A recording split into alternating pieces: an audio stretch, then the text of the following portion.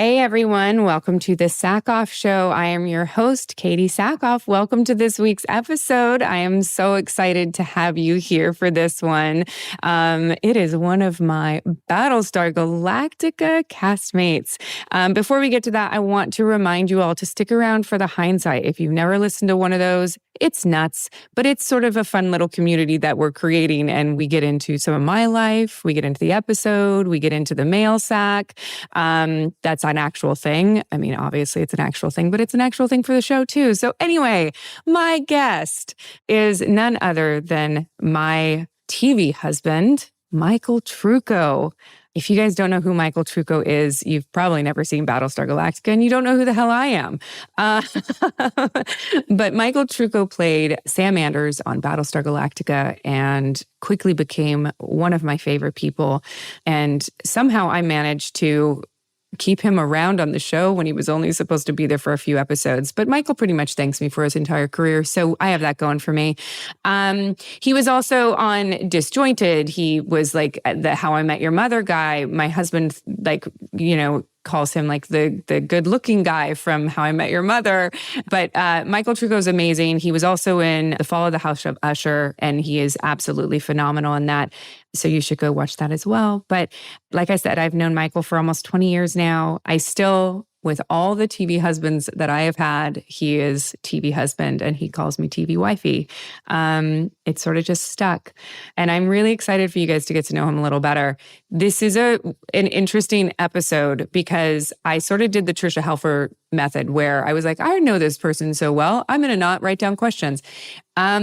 It worked for Trisha. I don't know if it worked for Michael, but you'll have to let me know and stick around for the Hindsight and let's talk about it. I'm going to get out of your way and stop rambling and let you listen to Michael Trucco.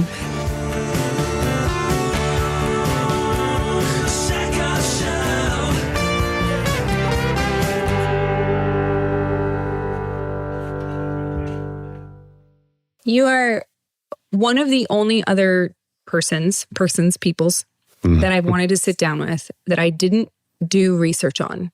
Trisha was one of them. Oh, interesting. And part of the reason is because I feel like I know you so well that I want to find out how I don't know you. And so I don't want to do the research. And that's what I realized about Trisha. Like when she and I were talking together, there were things about her that I just was like, wow, that's so cool. Like talking to her as if I'd never met her. And so you're one of the other people. And I did it on purpose. Literally on purpose. And it's easier. It's less work. It's not even that. It's so easy to research someone. But that's one of the reasons why I wanted to talk to you. True, but the research is often filtered. It's uses that might have gone, filtered through some publicity machine or something that, But that's the thing. I can sit down and I can go, right. Okay. So you were born in Northern California. You are the son of a retired police officer. That's correct. Your mother was your mom a homemaker? She eventually was, but originally she was a flight attendant for Pan Am. Right. In the heyday of Pan Am. Heyday. The pillbox hats, the white gloves, the uniforms. You had to be super cute. 5'6". Yeah. No more than 120 pounds. You had to fit in the wardrobe. Northern European. Yeah. Yes. I mean, there was all the kind of, hiring practices that you would never get away with today. But back then it was like being in the Rockettes. You were auditioned. You were literally like stars. Yeah. On those planes. Yeah, that's right. Yeah. So that's how she got to the States. She's from Norway. Yeah. So she came to the States because Pan Am was stationed in San Francisco, SFO. Huh. And so she lived in an apartment in San Mateo where my dad was a cop. Huh. And the apartment building was filled with European stewardesses. It was one of those places where they were all told, when you move to the States and you're going to station here, go to this building. And so imagine a building filled with like 18 to 24-year-old stewardesses. Yeah. And cops who are on the night shift, and they're driving around and like, hey. They're like, there was an emergency there. Exactly. And the women would be lined up at the bus stop to take the bus to SFO at 4:30 in the morning or whatever it was. And my dad and his partner would roll up and you ladies need a ride? It's not very safe around here, but And notoriously there are a lot of cops that married flight attendants in that era, in that 60s and 70s era, yeah. I love that. Yeah, it was a different time, right? You know, you just jump in the back of the car and you know, give them a ride up and do the gentlemanly thing, you know? Yeah. See, that's the kind of stuff that I would read off of Wikipedia. Sure. You know what I mean? Yeah. Like I could do that research. Sure. But then like, why? It's out there. Is that one of the things that you and Sandra bonded over is like, because your mom was from, isn't that, I'm so bad with geography. You're close. But they're in the same area. Well, yeah. So Norway is Scandinavia. Yeah. Right? You've got Norway, Sweden, Finland, Denmark. That is considered Northern Europe. You've got the UK. You've got Central Europe, where Sandra is from, Switzerland. Right. So, contrary to most American popular belief, Sweden and Switzerland are two different countries. I knew that. Yes. Okay, good. So my wife is from Switzerland. My mom is from Norway. Yes. Sweden is a next door neighbor to Norway. Switzerland is down in Central Europe. Yes. But yes, I think subconsciously, I think that's just, you know, there is probably some subconscious correlation to that attraction. Because I think it was familiar, you know. Yeah. I mean, my wife and my mother share a lot of the same similar personality traits, you know, that I could see. Same sensibilities, you know, from where they grew up and whatnot. So yeah, I think there's something to that. Freudian psychology, yes. Yes, I'm sure there is. The son of a cop, what were you like as a kid? You have a sister? Yeah, I have an older sister. Yeah. I got away with more than she did. I was in trouble. That's second child. Well, that's just that's just normal. Yes. I was a good kid. You know, it's so funny. People ask that all the time. Oh, the son of a cop. I got away with shit, but, you know, I could dress this up and dramatize and over-exaggerate and make it so much more attractive than it really was. Come here. Hold on, my dog wants up. Good girl. I did get away with, there were some compulsory things that, you know, I could get away with having a last name like Trucco in a small town in San Mateo. Mm-hmm. When most of the, you know, if I got pulled over, 99% of the cops that pulled me over recognized the name right away. And they're like, oh, shit. Okay. And so they knew that there was the boss's son, you know. So, I'd be lying if I didn't take advantage. Yeah, I mean, I did. I knew that there was a certain built-in immunity from minor infraction. You know, like I didn't, that's what I mean. I wasn't abused. Well, jury's still out. No, joke. That's sarcasm. No, just exactly. I was raised right. So I didn't abuse the privilege. You know, if they pulled me over if I was a teenager and drinking and driving, I wasn't getting away with that. And that just wasn't. And that didn't happen. But, you know, fucking around with your friends in the cars, you know, we were, you know, revving engines or speeding and doing stupid things. I remember one time being caught in to this day, I never do it again. It's those things in the street where they paint, keep clear, do not block intersection. And why am I not being able to picture this? What do you mean? There's there's a light, and then there's another street coming in, and there's that very clearly written on the road, keep clear. Do not block this intersection because people are coming from both sides, and a lot of people just pull up to the car behind them, and they're not allowing traffic to flow in both directions. Yes. You know, and I remember getting pulled over for being in the do not block and getting into it. I just thought that it wasn't very serious. Like I just thought, it's an infraction. I mean, it's enough that was like, Yeah, no, it's trust me, I know. Like it's a legitimate thing. Because that was the reason I bring up that example of the many times that I think I had little run-ins with the law. Is that the one time he didn't care. Yeah. He's like, well, you can tell your dad and come talk to me, but this is a ticket. I'm writing it. You're in violation of code such and such and such and such. And I was like, all right. And the cops, I mean, here, this is kind of funny. The cop's name was Jeff Dick. True story. I'm not kidding. A motorcycle cop called Jeff Dick. I mean, you can't write that. No. So Jeff Dick. He lived up to his name. Did he? Oh, yeah. Like because he was a dick or because he had a big dick? Well, I can't speak to the latter. I'm certain of the former, but I can't really tell you. Like there wasn't rumors. Did he marry a flight attendant? I don't know about that. You would have to ask Helga Tits about that. Helga Tits. No, I don't know. I just remember he was not, he just wasn't taking shit from this sassy little, teenager whose dad was a cop and he didn't care. Were you, because you're incredibly ugly now. Very. Were you always? Yep, hideous. So unattractive? Hideous child. Because you are literally like the quintessential, like every room you walked into, people must have been like, here's a 6'2", blue-eyed, good-looking son of a cop who's super athletic and also not stupid. Like, did you know all of those things? And or was that something, were you insecure? Or did you know all of that about yourself? I think I had the same healthy self-skepticism and insecurities that most people have. There was a certain awareness. It's funny, it fluctuated in early school, like, grade school and as a kid. I used to chase the girls and the girls would chase me and they're like, you're cute. They'd send me notes and I was like, hey, cool, I'm cute. All right. I was, and I had this sense of awareness that, cool, I was getting reaction from girls in my very small, limited world that I lived in, that little tiny, elementary school I went to. But the high school years where everybody else was getting way cooler and dudes were jocks and they were musicians and had cool haircuts. I was just a strange, awkward. Were you really? Yeah, tall, skinny, gangly, weird hair. There was a moment where I had zero confidence.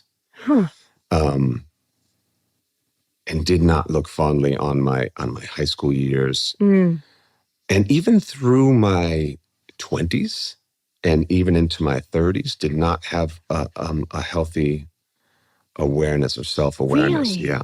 Yeah. I also think that I felt like moving to Hollywood, getting into this world, this career and this job and this atmosphere, that was the heyday, the 90s, when everything was so driven by looks. People were like, you would see a beautiful person, male, female, it didn't matter. Oh, they should go to Hollywood, should be an actor. Yeah, that was literally what people did. They were like, oh yeah, there's nothing else for you in this world. That's right. But to be a model or an actor. And that was the only requirement.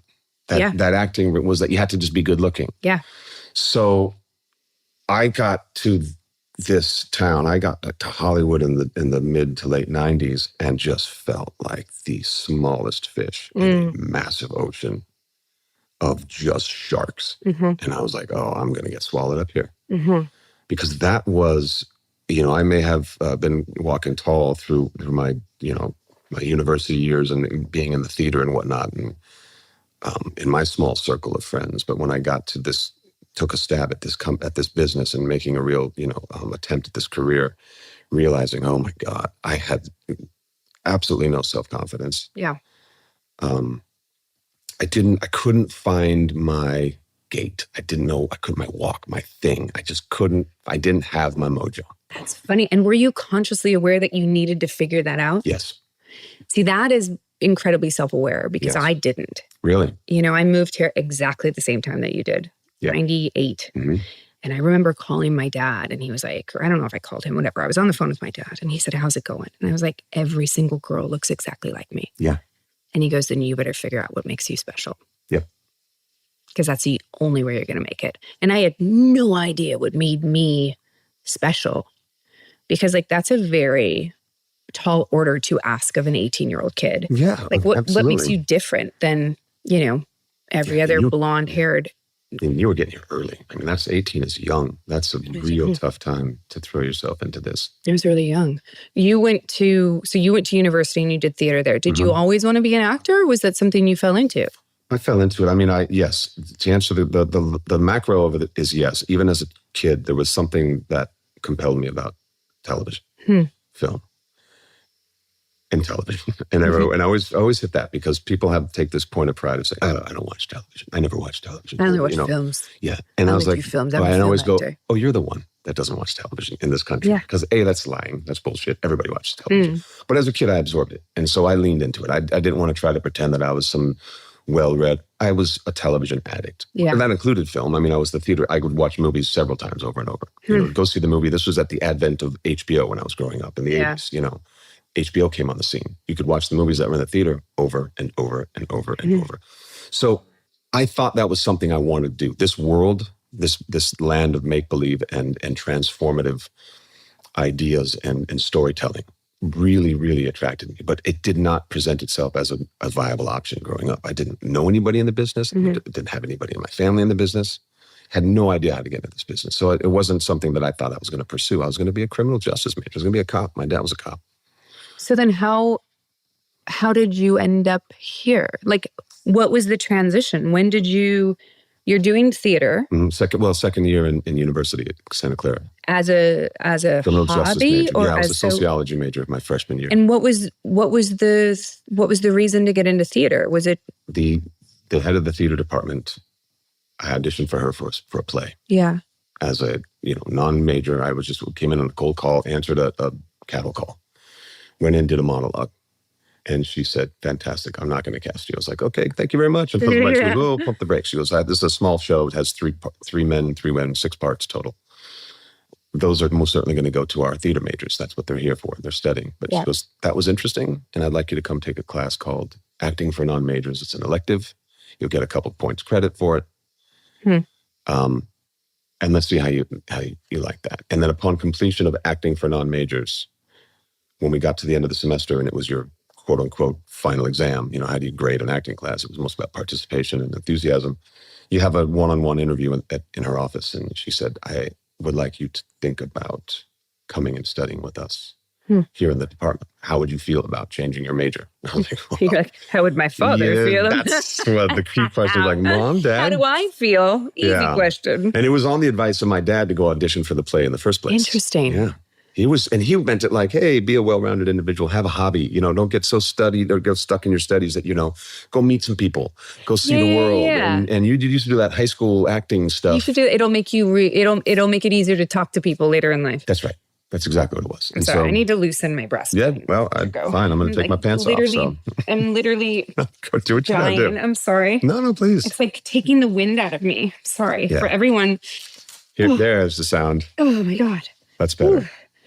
It's go get your boobs checked, everyone. Okay. Make sure you get your mammograms and your. This is the PSA right now for. Holy crap. Better? Yeah, I mean a little. I'll let you know. I promise I won't. I promise I won't take my boobs out in front of you. Promise. It's an unfilmed show. So. Oh, that's a lot better. Better? Yeah, it feels better. It loosened it up. It loosened me up. Okay. So you end up there. How was that conversation with your dad? Life-changing. And we're sitting here, you and I are sitting across the table from each other because there was such acceptance. Mm. There was such encouragement. There was no tension. Now, I don't know that what happened behind closed doors when I hung up that phone and made that conversation. Yeah, of course. What the conversation between my parents was like, oh shit. You never asked them. I haven't. That's a good question. I think we brought it up and we joke about it.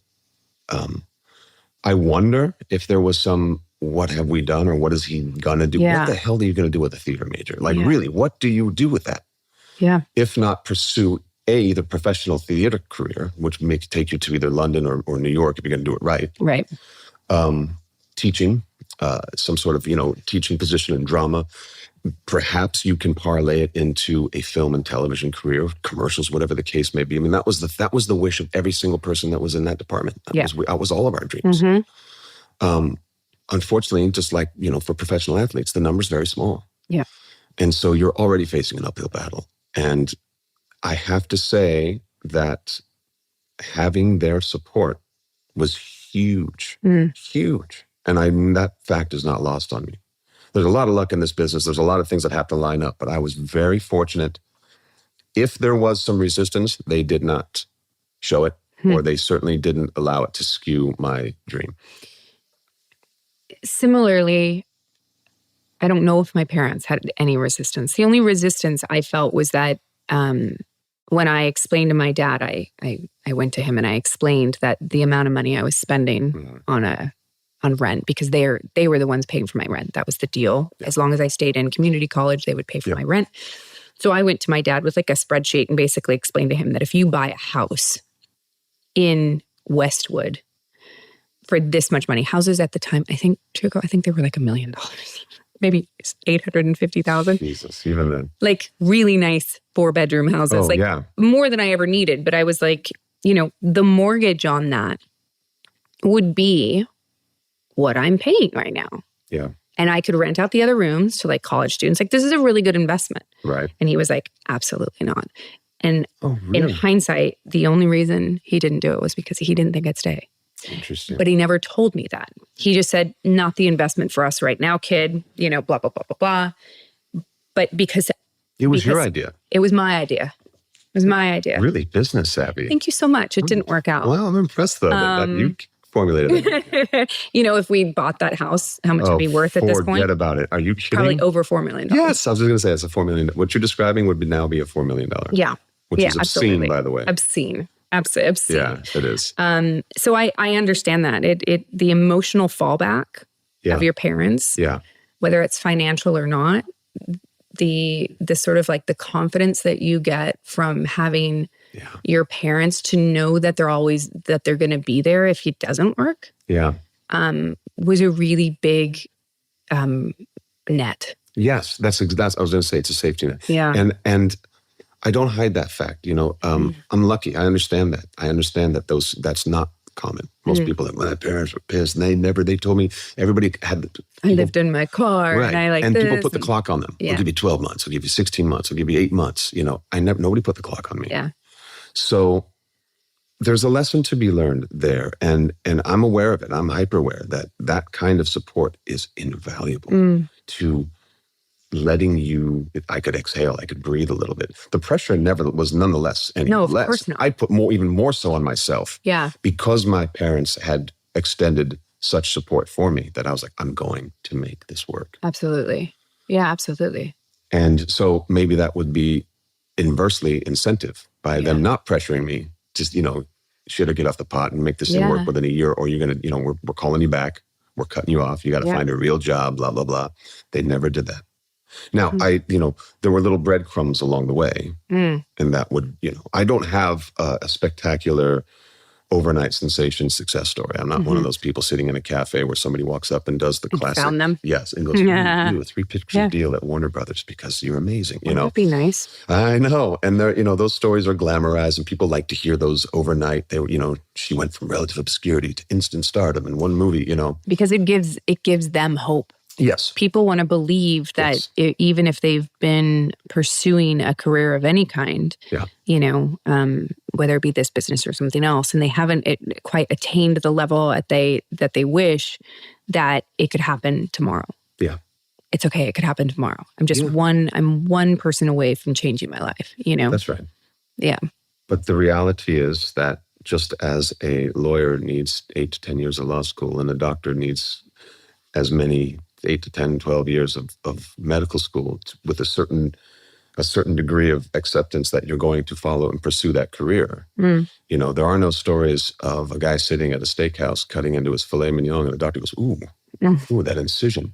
That was brilliant. We've got an open heart down at Cedars-Sinai. We'd love to see you tomorrow. We really like the way you cook that steak, Yeah. But you can be sitting in a cafe, have the right look, and somebody can go, oh, wow, we've got a perfect part for you, and you can live the dream. So that was not my path. My path was super long and boring and a lot of bad local theater, a lot of extra work, stand-in work, under fives, single lines here and there, and just kept working my way up. And on the flip side of that, my manager always said that, and I don't know if it was him or if he was quoting someone else that said it, I don't know, but he said, the best actor I ever met was my waiter at the restaurant 3 nights ago.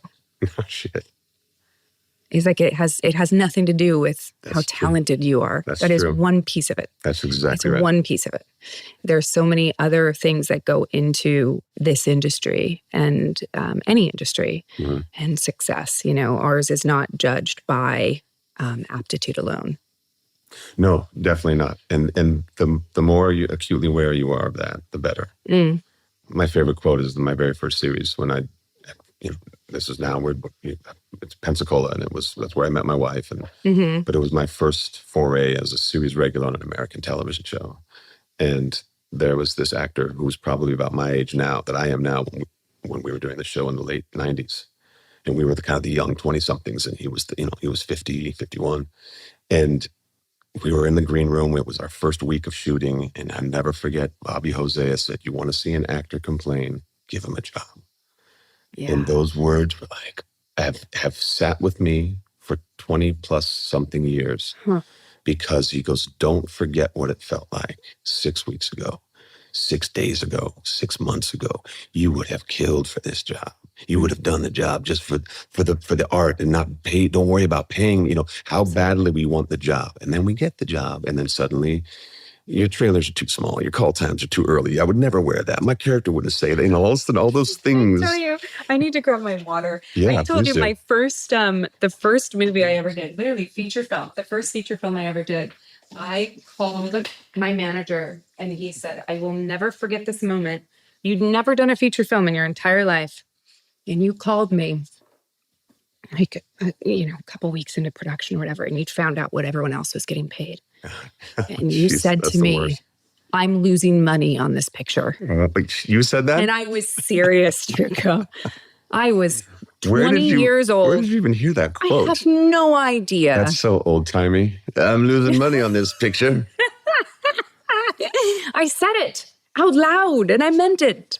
And he said it was on my wall of the things that Katee Sackhoff has said in her career. Paperboy, get me the daily rags. I'm losing money on this picture, see? Yeah, because it's true. Get DW on the phone. It is true. I mean, listen, and I say that, and I try to impart that knowledge on the younger generation that I'm working with. And I say that doesn't mean that you don't have bad days on set. And that doesn't mean you don't fight for things. And that doesn't mean that you can say, hey, you know what?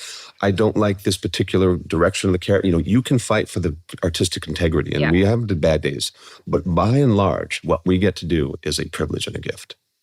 And never lose sight of that. Yeah. And it will treat you better back, because it is easy. It is easy to go, oh, I got this job. Well, look at all these people. They're paying attention to me. They're tying my shoes for me. They're dabbing my forehead when I'm sweating. Like it's easy to get pulled into believing your own hype. And the way he said, you want to see an actor complain, give him a job. I was like, man, that has stuck. That's been my mantra to this day. Yeah. And so that was a pretty, powerful piece of advice that I try to impart on everybody else that ask me, what's, because I don't know what the secret is. I don't know what I don't have the answer. Like I said, I was at a loving family that, a household that I grew up in that was supportive.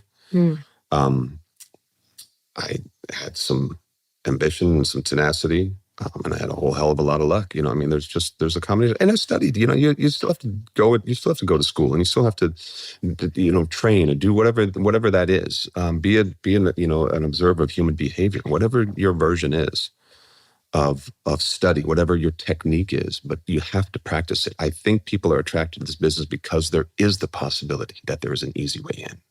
Well, that's the thing, right? That's the lottery, right? If it only takes $1 to win 900 million. Yeah. And that's the thing. Your life, your circumstance, everything that you don't like about where you're at right now can change tomorrow. That's right. And you don't have to do anything to do it.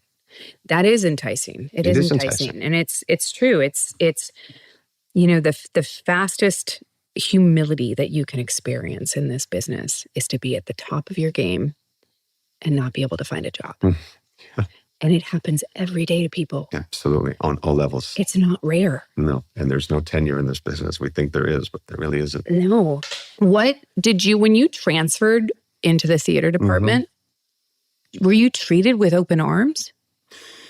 I was, but I was in my own perception, I felt a bit of a second-class citizen because I came in my sophomore year. Yeah. So whereas it's a very welcoming community, I always felt like I was picking up the table scraps in the shows, the main stage shows. I never led I didn't have a lead, quote unquote, lead role. I lived mostly in the black box theater, which was that was the secondary theater, Fess Parker Studio Theater.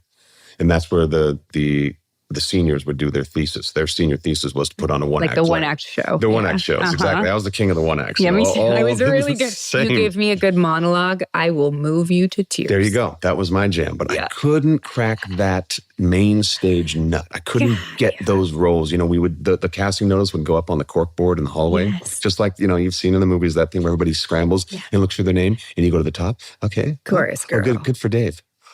Oh, Jenny got that role. Oh, good for her. Oh, she's going to be great. I talked to see my, flip the next page. Yeah. There I am.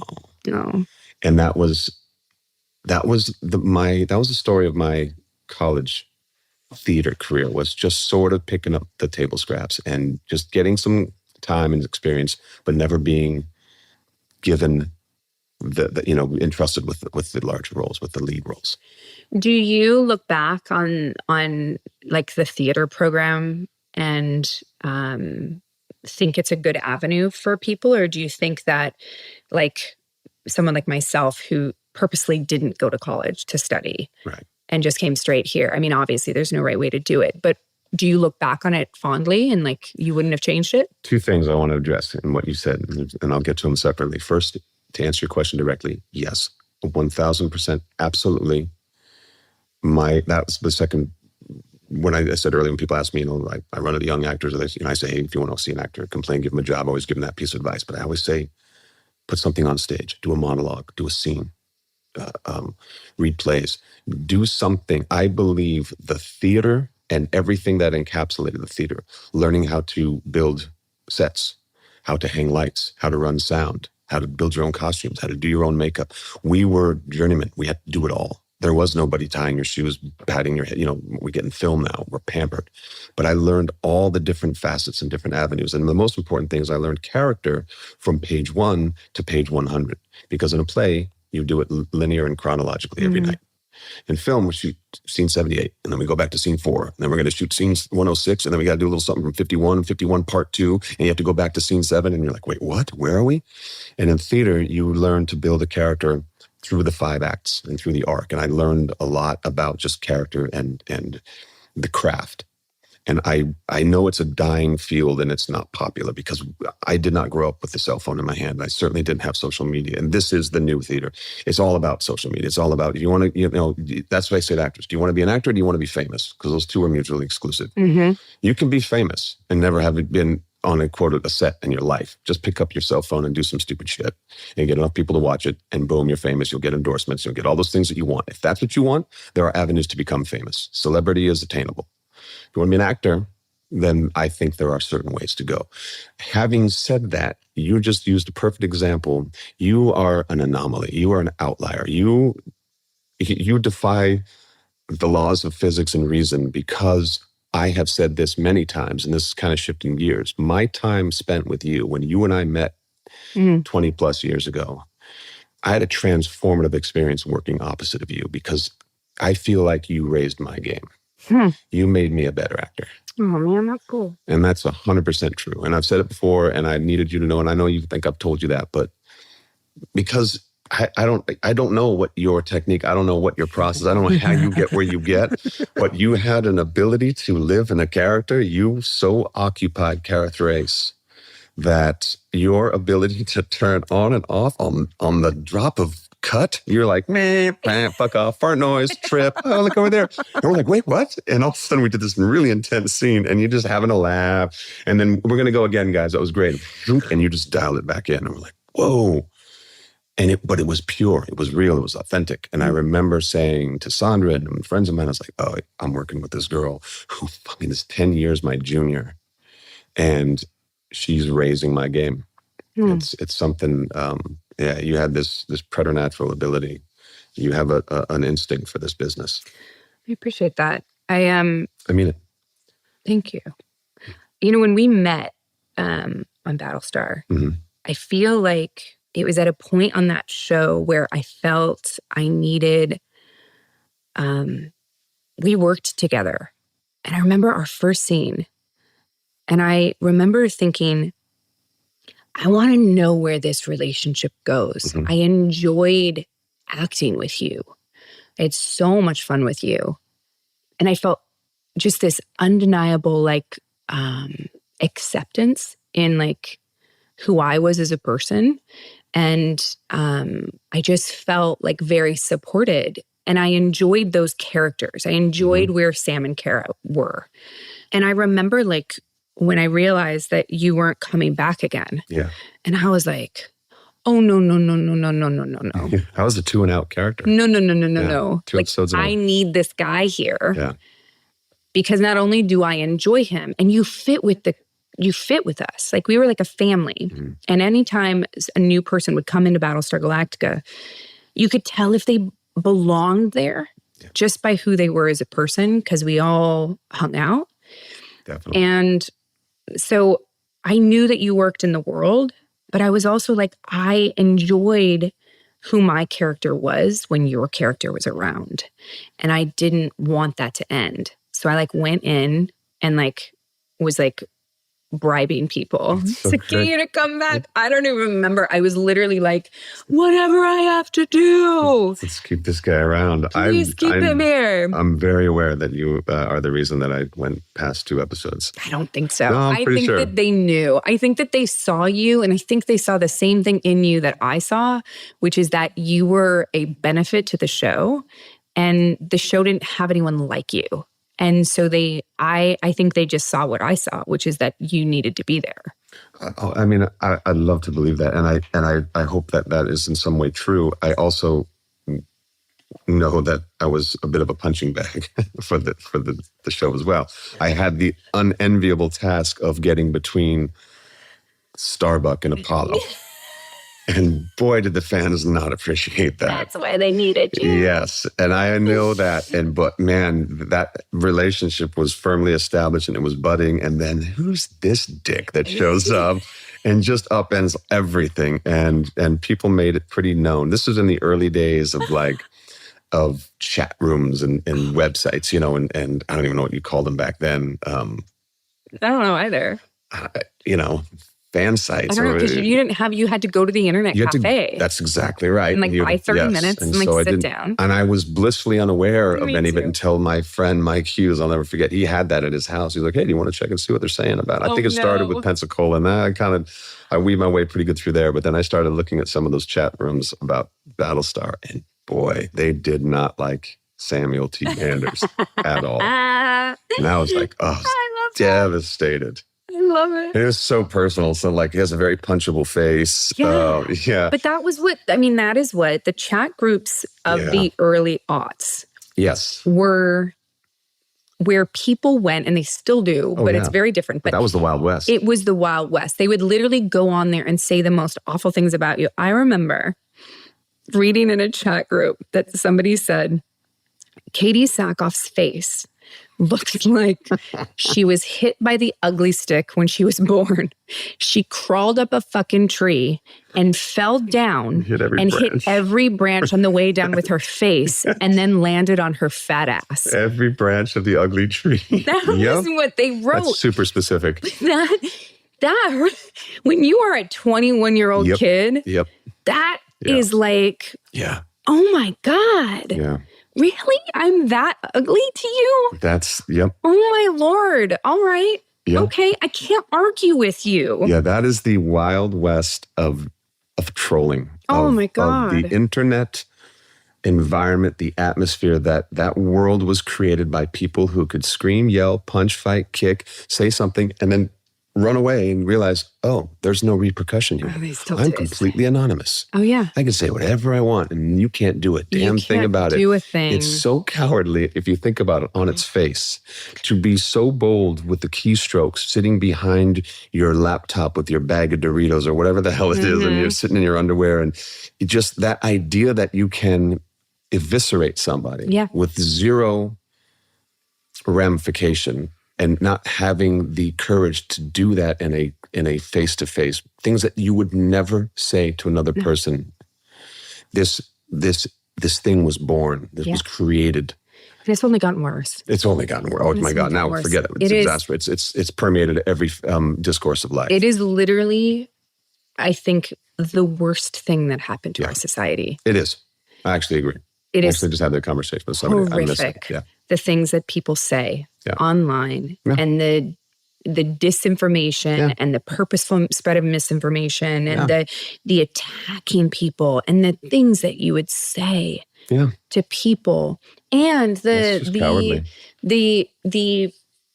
I just read this story the other day about how young boys are being sort of catfished into taking nude photos of themselves and sending them to someone who's pretending to be a young girl. And they are immediately, the moment they have this nude photo of them, immediately blackmailing them. And there are children that are being not only just children, there are people that are being pushed to take their own lives. And it is psychological cruel. abuse. And for someone to sit on the other side of that and to think that you aren't responsible for that because words have no power. Absolutely responsible fuck you. for it. Exactly. Words have power. Yeah. It's the epitome of cowardly. It's awful. It is the embodiment. Hey. Oh, little guy's loving on you. Are you, Did you see that? Are you loving my hat? He's loving I love it hat. too. Just don't bite it or scratch it. Yeah, Crazy. Okay. Yeah, it might be time to. Hey, don't you dare do Gizmo. that. Don't you dare. Oh boy, it was super Gizmo. cute for the first 10 seconds. You put it over here. It. He was like, but I want that hat. If it wasn't that hat, if it was any other hat, Gizmo, I would have let you. I'll throw him something. I would have let you. But that one was just a birthday present. You guys, the cat was like on my fantastic one. hat. But anyway, I didn't want to get us down a dark, but I mean, that's part of where this thing goes. It does. And it bothers me. I mean, this is funny because what we were talking about is the inception. When that is a seminal moment in my life and in my career, is at the stage in which I met you, in the point at which I met you, on the show that I met you. That is, to me, that's the turn for me. That's my 180. That is my what do they call those sliding doors? Yeah. You go left, you go right. My life went in a different direction for the better. How? Because it's so interesting. Perception is so interesting, right? So how long after Pensacola was Battlestar? A good 8 years. Oh my God. Was it really? 6 years from. Okay, so no, sorry. We finished in 2000. I got to you guys in 2005. Oh, it was 5. Yeah. It was 5. Did I just go from 10? It was 24 years. It was 28 years later. I'm terrible at math. So am I. It was, so, it's funny, in actor's time, it probably felt like an eternity. It was about, you're right, it was probably 5 years from the time that Pensacola ended. There, in between that, there had been, oh God, I don't know, some bad, B movies, Wishmaster 4, and there's some. Listen, we all have them. Right, and I'm sure some failed pilots. I did a movie with a talking machine gun. Okay, so then we all have our. I had read for Apollo in the pilot of Battlestar. Oh, that's right. 2 years previously, so I had some experience with the show. Yeah. I was aware of the show. Yeah. But I was like, fuck them, they didn't cast me. I'm not going to watch that stupid shit. So that's an invariable part of our own innate bitterness is that, when you don't get cast or, you feel like, oh, I hope that show fails. Man, no one's going to be good anyway. I still haven't watched Hateful Eight because Quentin chose it's actually quite someone good. Over me. I get it. No, listen, I get it. I just remember, though, that I knew that reading that script that Ron and that mission statement that he put out with the first script, I was like, man, this is good. The mission statement was beautiful. So good. It was so good. Beautiful. So when the character came up for Anders and it was a 2-episode recurring guest star, I was like, all right, I'll go in on it. And I was down here on Laurel Canyon in Robert Ulrich's office. And yeah, I know. And Ron was there, and I forget. I don't think David Icke was there, but I think Ron was there. And it was, back in the day before we used to, everything was now everything is self-taped. We actually had to do all the work for the we actually had directors? auditions. Yes, exactly. Where you'd go into the room, prepare a scene, and you'd get a sense of where you were going. You'd get some feedback. Yeah, feedback. And now you are the director, the writer, the cameraman, the lighter, the reader, the reader, everything. the editor. Yeah, you're all of it. The graphics designer. You are all of it. I know. And if it's it's not perfect, I know. You're not going to get it. But anyway. Yeah. So that was probably, you're right. It was a slow time for me. There was not a lot going on, except at that time I had simultaneously booked a recurring guest star on One Tree Hill. Yes, that's right. So that was, and I don't know how many people know that those 2 shows kind of came to a log jam in terms of requesting my time for the same dates. Yeah. And they're also not close, FYI. No. Flying from Wilmington, North Carolina, to Canada, to Vancouver. So from one West Coast way to the other side of East Coast. You would have been better off if we'd shot in Toronto. Yeah, exactly. Yeah. And so, but the 2 shows were not getting in each other's way. My participation was light in both. Battlestar was starting to ramp up more, but yeah. And I had a good, decent run on One Tree Hill, and I think the season was ending, and they called to get dates for an episode right towards the end, and simultaneously Battlestar called for dates for another episode, and we were like, uh-oh, they're calling for the same dates because I was non-contracted to both shows. I was just freelancing for both shows. And so that became a seminal moment to have to make a decision. Because did you have the decision? Like, they did. Was Battlestar? Battlestar came up first and said, we don't want to have to run into conflicts. We will step him up and make him a contract offer. But see, that's a huge moment. Yeah, because huge. they didn't do that for other actors that we ultimately couldn't get later. That, you know, it sort of wasn't own the lost show. on me. Yeah. Yeah. And then One Tree countered and said, well, we'll do the same. Oh, no. They said, don't do that. That was fun, but we really want you. And then at the time, the showrunner of that show had pitched me the whole, what was going to come up in next season. No. And he laid out the whole arc of Uncle Cooper. And I was like, okay. At the time, you got to remember now, Battlestar was sci-fi. Battlestar was nothing. Friday nights at 10. One Tree Hill was the CW. Yes. One Tree was the thing that if I was out and about walking around, that was the one that people would stop me in the streets. Are you People Uncle would Cooper? be like, oh my God. Right. And to not be lulled a little bit by that and seduced by what's the show that has more eyeballs on it, you know? And I think Sandra was like, you're not seriously even considering, like, this is a no-brainer, right? You know, between the two. And she was right. And it was ultimately, I don't regret the decision. It was going to be Battlestar no matter what. Yeah. But there was a moment I was like, Of course. But again, those were that's a moment that you can't draft that up. That was just a serendipitous thing. I happened to be working on One Tree and happened to be working on Battlestar. Small participation in both shows. They both came calling at the same time. They both stepped up. And so I made the right choice. So how early into your career was Pensacola? Was that like right away? Yeah, close. I'd been here for about 3 years before. Because I remember watching Pensacola and being like, dude, fucking Sonya Blade's in this show. Yeah. I love this show. She's so fucking cool. Yeah. I remember that show. And then I remember when it got canceled and I was like, why the fuck do you cancel this show? I don't know. Well, it was also back in the days when there was called IMARC, CBS IMARC, and it was something called syndicated television, which I don't even exist anymore. It was a Saturday at 7. Oh my God. So it wasn't, I have no idea. It wasn't a network show. I mean, it was a network show. CBS was the network and it was for CBS, but it came with a caveat. It was still sort of a sub B level, type series. Yeah. So it wasn't the prestigious, we were on Tuesdays at 10. I had no idea. No, we were on Saturdays to affiliates.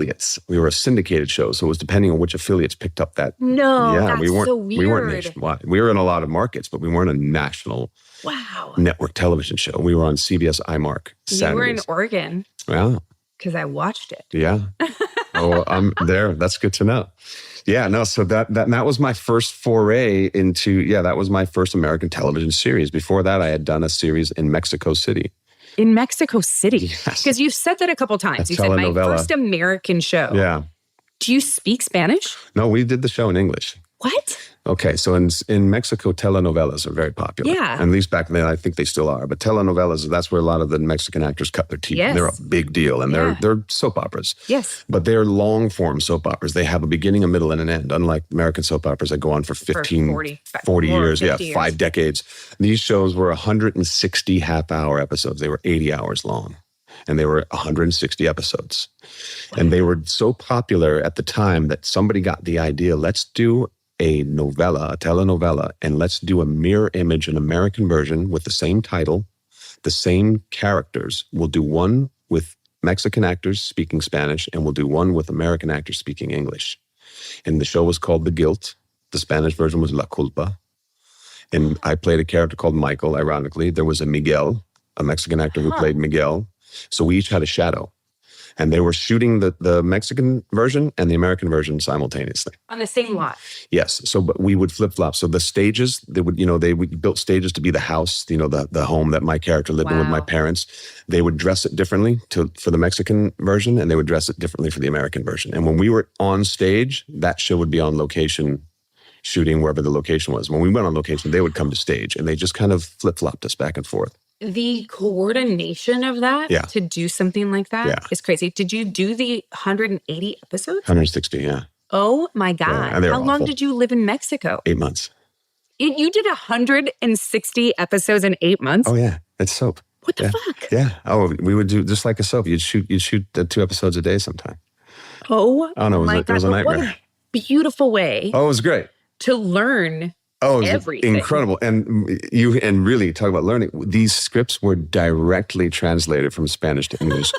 So they were often dramatically incorrect. Grammatically incorrect. Like so far off that we're like, what? Well, this doesn't even make sense. Did you change it Yeah, as absolutely. we're going? We'd have to just to make some sense out of it. Was the crew English speaking? By and large, I mean the important ones, the ADs and stuff that we had to communicate with, and the directors were American. George Hamilton was the star. He was the big American draw. He was our main guy on the show. Really? Yeah, George Hamilton. Hung out with George Hamilton. That's crazy. That was my first whoa. I'm working with a celebrity. Yeah. It's George Hamilton. He invited us up to his suite at the hotel to smoke cigars and drink whiskey, and he would tell us stories of working on stage with Mae West and stuff. I was like, my oh my God, yeah, it was fascinating. He was great. He was such a big personality. I mean, George Hamilton was everything you'd expect him to be. He loved to talk and tell stories and wave his cigar around, and everybody was rapt. You're like, you couldn't not be. He is legendary. Yeah. And it was my first gig. I was young. I getting paid nothing. I knew that they were paying me more a week than my rent was in 3 months. You know, like of course. And even now by today's standards, you're like, oh, that's terrible what you made. But at the time I was like, the day I got the job, I did the proverbial thing. We went to I think it was through clubs. It was a bar on Santa Monica, and friend drinks for all my friends. I'd like bought everybody around. Because yeah, of course, I've got all my friends.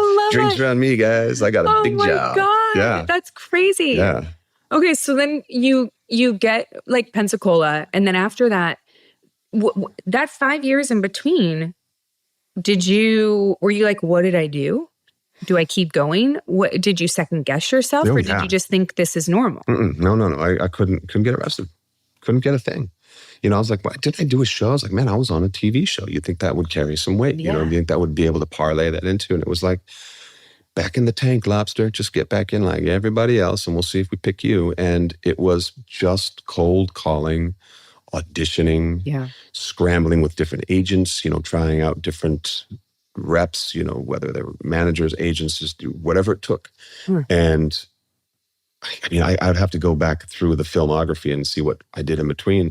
But this is what I said earlier, I've referred to as breadcrumbs. There was always something that was dropped in front of me that led me to the next thing. I could find my way down the path because there was a breadcrumb. I was like, oh, I'm going the right direction. Right. I think it's this way. Okay, I'm going the right direction. And then you get kicked in the teeth and you're like, man, I just don't think I have the stomach for this business. I'm just not getting anywhere. The one, those roles that you thought, this is going to be a life changer. It was, a new character on Melrose Place. I was like, you got to get this because this is going to be huge. Everybody, Everybody wants it. Right. And when you don't get it, you're devastated. And you think, that was my shot. It was you. That's how I remember gauging everything. Was like, this is the role that's going to change my life.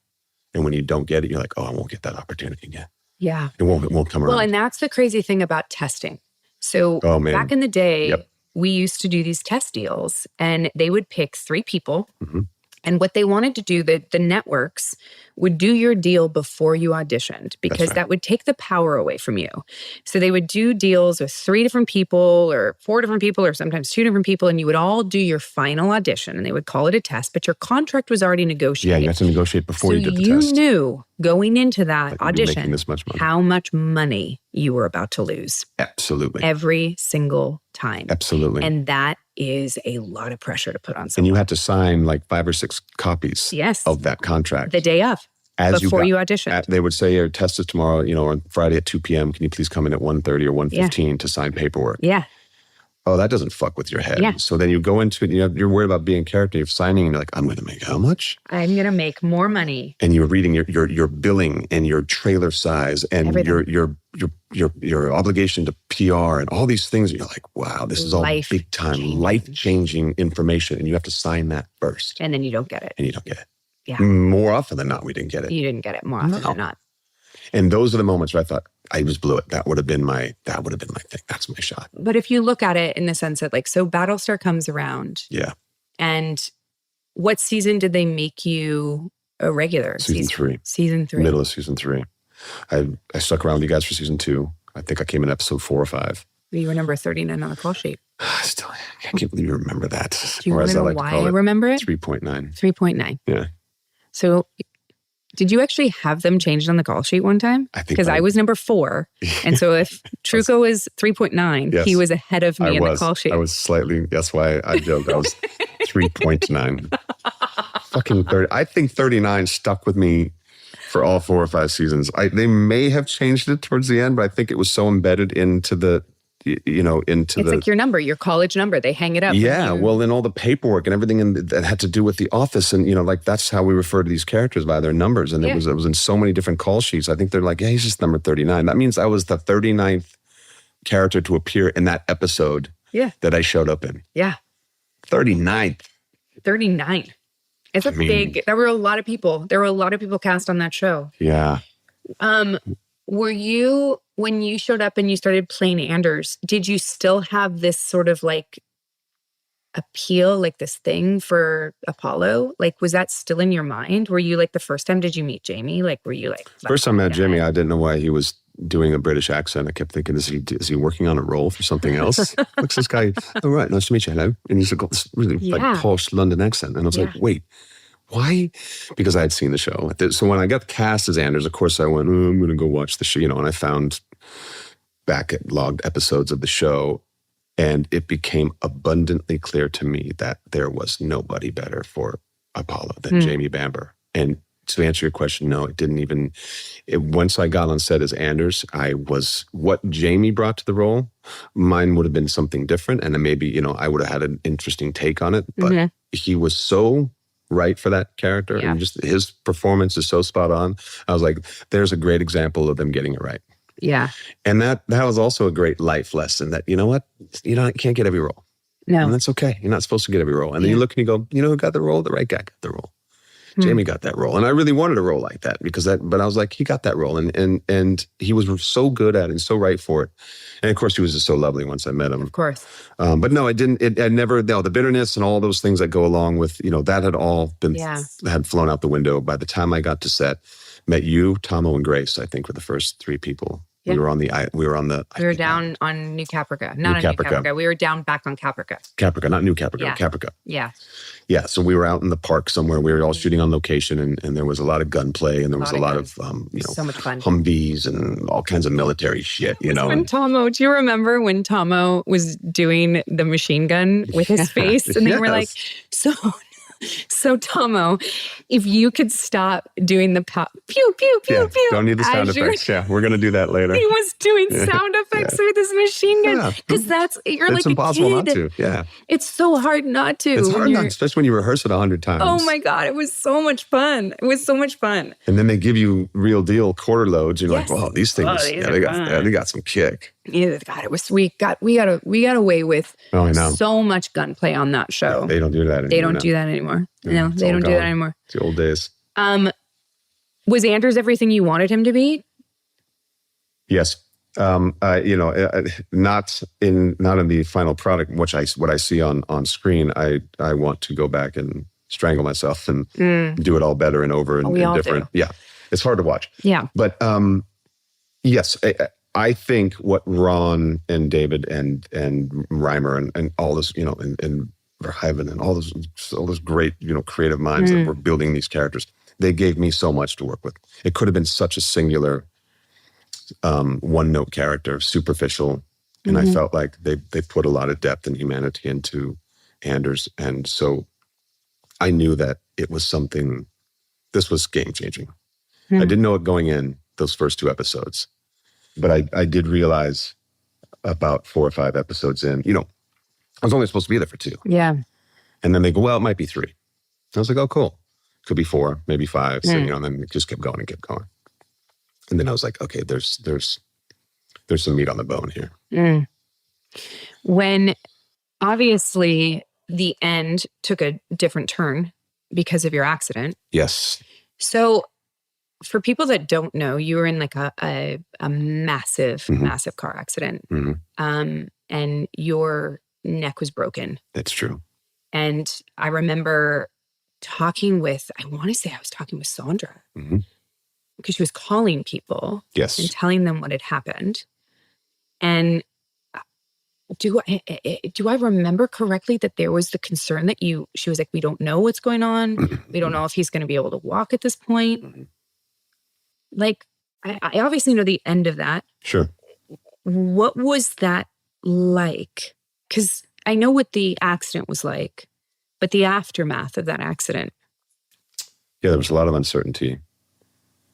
Now, for those, to refresh your course for people that are, not aware of the circumstances, this accident fell right on the cusp of the previous strike, actors' strike. Yeah, I was going to say it was the strike, right? It was the strike, not this last one we just had in 2022 or 23. But like 2008, 2006. Exactly. 7-8. 7-8, because my accident was in December of 7. Yeah. And the strike had just happened in November. Yes. And I was in the first week of December. I broke my neck in this car accident. So the uncertainty was, it was sort of this blessing and curse. The blessing was that we actually were all on enforced hiatus because of the strike. Had there not been a strike, there was no way that they could have continued that character. They would have had to keep shooting the show. Yeah. And they weren't going to wait for me. Yeah. As much as Ron and David and I have all those love, Harvey, bless his soul, they all say, we'll do whatever it takes. We're here for you. We'll wait. And they could say that because we're on strike. Yeah. But the reality is, had we not been on strike, production would have gone on. And I was not fit to shoot for the first 4 months after my accident. I just wasn't. It wasn't physically possible. I was on a hard collar for 4 months. And, I lost everything. I had such atrophy of the muscles in my neck and in my upper shoulders and arms and everything. I lost all my weight. So there was no scenario in which I could come back and shoot immediately. But because the strike lasted for about 4 or 5 months, that coincided perfectly with my healing. But coming back, they were treating me with such kid gloves because they didn't know there were so many legalities and so many legal, ramifications and insurance. And there were, what do you do? He has a broken neck. I mean, he's on the mend. He's good, but that informed the story. Yeah, it had to. They had to figure out a way to put Anders in a tub of goo. Yeah, and that was the way. Yeah. And so that thing about me getting, shot and getting hit on the head, and they put that burlap sack on my head, and you and I had that scene in the hallway after I got shot, and they used that scar. I remember that scene, and I remember us all trying to figure out, how do I hold you? Yeah. How do I hold you? Because your neck had been broken. Yeah. And you were healed. Yeah. But not long. No. And a few months. You had to I just remember feeling in that moment, talk about art imitating life. Just sort of you don't have to act in that moment. No. There's no acting. No. There's just getting out of the way of your emotions in that scene. Yeah. That scene was followed by a series of episodes, or at least, 1 or 2, but several scenes where then I'm in the hospital bed. Yeah. Before Anders goes deep into this, becomes, part of the ship and becomes in the goo and becomes Cylonic, there was still the healing Anders in a hospital bed. That shit triggered me, Michael Trucco, being in a hospital bed not too much longer. Or not too much before that. Yeah. And I remember those scenes where it was you and Michael Hogan, and I think Tomlin, there was everybody standing around the bed. And there was a few instances where it was hard for me to get through. Just all of a sudden, Props is putting on IVs, and they're propping me up to look like I'm in a hospital bed. And I was like, I just went through this shit for real. Yeah. And now it's kind of coming back. And Hogan was always the greatest, our comic relief. He could always cut the tension.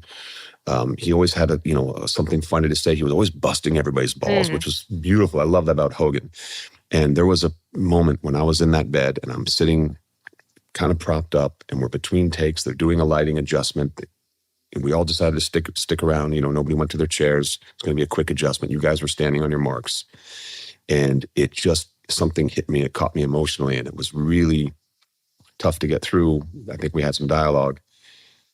And you could always count on Michael to be like, well, what's the matter? You forgot your lines, or he would just kind of fuck with you. He just kind of, he would bust your balls.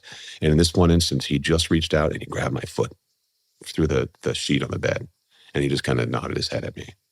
Like, we're here, we got you. And I was like, oh, that just broke my heart. Yeah. But it was so sweet and so real and so genuine, because Michael just he knew there's just a time to kind of fuck around and be funny, or he kind of read that this was affecting me. He's a dad. Exactly. And it was exactly what I needed. And it was like, we're here for you. Yeah. But man, that's one visceral memory I have of like, because I kept saying, I'm good, you guys, I'm back. Let's shoot the show. Everybody's treating me with kid gloves and they're afraid to look at me, and everybody, touch me with a 10-foot pole. It's like, I'm fine. That accident's in the past. I'm healed. I'm ready to go. I'm 100%. And I realized, no, I still had some psychological damage from it. Well, do you have nightmares about that accident? Not so much anymore. I have exorcised those demons. In the beginning, they were nightly. In that time between the going back to work and from the accident and the 4 months, they were nightly. And you were by yourself up in Canada. Like Sandra wasn't with you. No. I was here. I was in LA. Oh, you were in LA. You mean after, right? Healing. Yes. Before I'm you talking went back about to the work. immediacy from when the accident happened. We were on strike. Yes, those are when the nightmares were the most prolific. But I had a very transformative nightmare where I literally, and I think it's the imagery, it's so cliche, it's so on the nose, but I think there was a literal figure in my dream of a Grim Reaper. And there was a chasm. There was these two cliffs and we were far apart. And there was this giant drop between where I was and where this figure, this Grim Reaper type character was. And I remember the dream was looking at him and saying, not yet. And this thing acknowledged back, it's not your time. I'll come back for you later. Yeah. And it was this weird, like, I needed that because I kept what was on. It was all that imagery, and I apologize for sounding, this sounds so cliche, but that is the imagery that I had. It was this figure of darkness. There was a cliff. There was a chasm. That's all those things that, whether those are just tropes that have, I learned as a child, but they were in my dream and they were visceral enough that cliff represented the drop and that thing across the cliff represented death. And it was cathartic because I remember I was like, oh, I faced it. I looked it in the eye. I faced you. I looked you in the eye and I was like, thank you, but not yet, Chief. Not now. Not right. It's too soon. And it's not my time. And there was this mutual respect that this thing kind of nodded. I went, yeah, we're good. We're cool. You and me, we're cool. So go do your thing. So strangely enough, the nightmare stopped. The fear and the replaying the incident over and over in my head, a lot of that has stopped. And I don't suffer psychologically from it. I tell the story a lot. Some people ask, on different shows I work on, invariably the makeup or the hair person who's standing behind me goes, holy shit, that's a huge scar. Yeah. And then they go, what happened? And they ask. And then I tell them, they go, oh, I'm so sorry. I didn't mean to ask. Is that a sore subject? I said, no, absolutely not. I'd love to tell the story. And in some ways, it's cathartic. Yeah. This is my walking out of the fire story. Do you still talk to the guy that was driving the car? He passed away. Not in the accident. Let me just caveat here. No, that gentleman, no, actually, that unscathed in the accident at the time. No, a few years ago, he passed away, unfortunately. Of natural causes? Yeah. I think there was, a heart attack, stroke, something to that degree. Wow. But and that's sad. Though. Young. Yes. Yeah. No, this is not an old man. No. And that's very unfortunate because when he was still alive, I did run into him once, and it was a bit uncomfortable. But there was never any discord. At least there was no vitriol and hate on my part. It was an accident. I understand there was an accident. It's just that we couldn't continue a working relationship at that point. He was one of my representatives, and I just knew that in order to heal, not just physically, but emotionally and mentally, I had to just kind of distance myself. And it was an unfortunate event that happened, but I just needed to kind of step away. When trauma happens, I see this a lot with people, just with what we've been going through with our daughter. You talk to people who have lost a child, and they get divorced because you can't. And I get this. That how hard it would be to see the constant reminder every single day of a life you had that you no longer have. And I get it. I get that. Like, I mean, I know it's not the same thing by no means, but I understand that in order to heal, you have to have separation. That's right. Yeah. And it was without judgment. And like I said, I'd never harbored any ill will or ill feelings towards him. And it's super unfortunate that he passed away. And I wish that I'd had a bit more closure. Yeah, for Um, sure. that would have been nice. And our last meeting face to face was fine. There was platitudes. How are you? Hey, good. Everything okay? Yeah, you okay? You look good. Yeah, I feel good. Thanks. And it was fine. That was the truth of the matter. I'm fine, and my life will go on.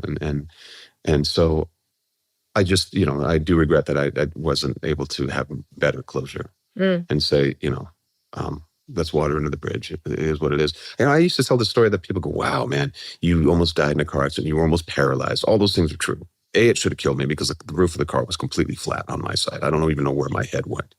Then the three breaks in my neck, C5, 6, and 7, are up in that upper part of your neck, right above your shoulders.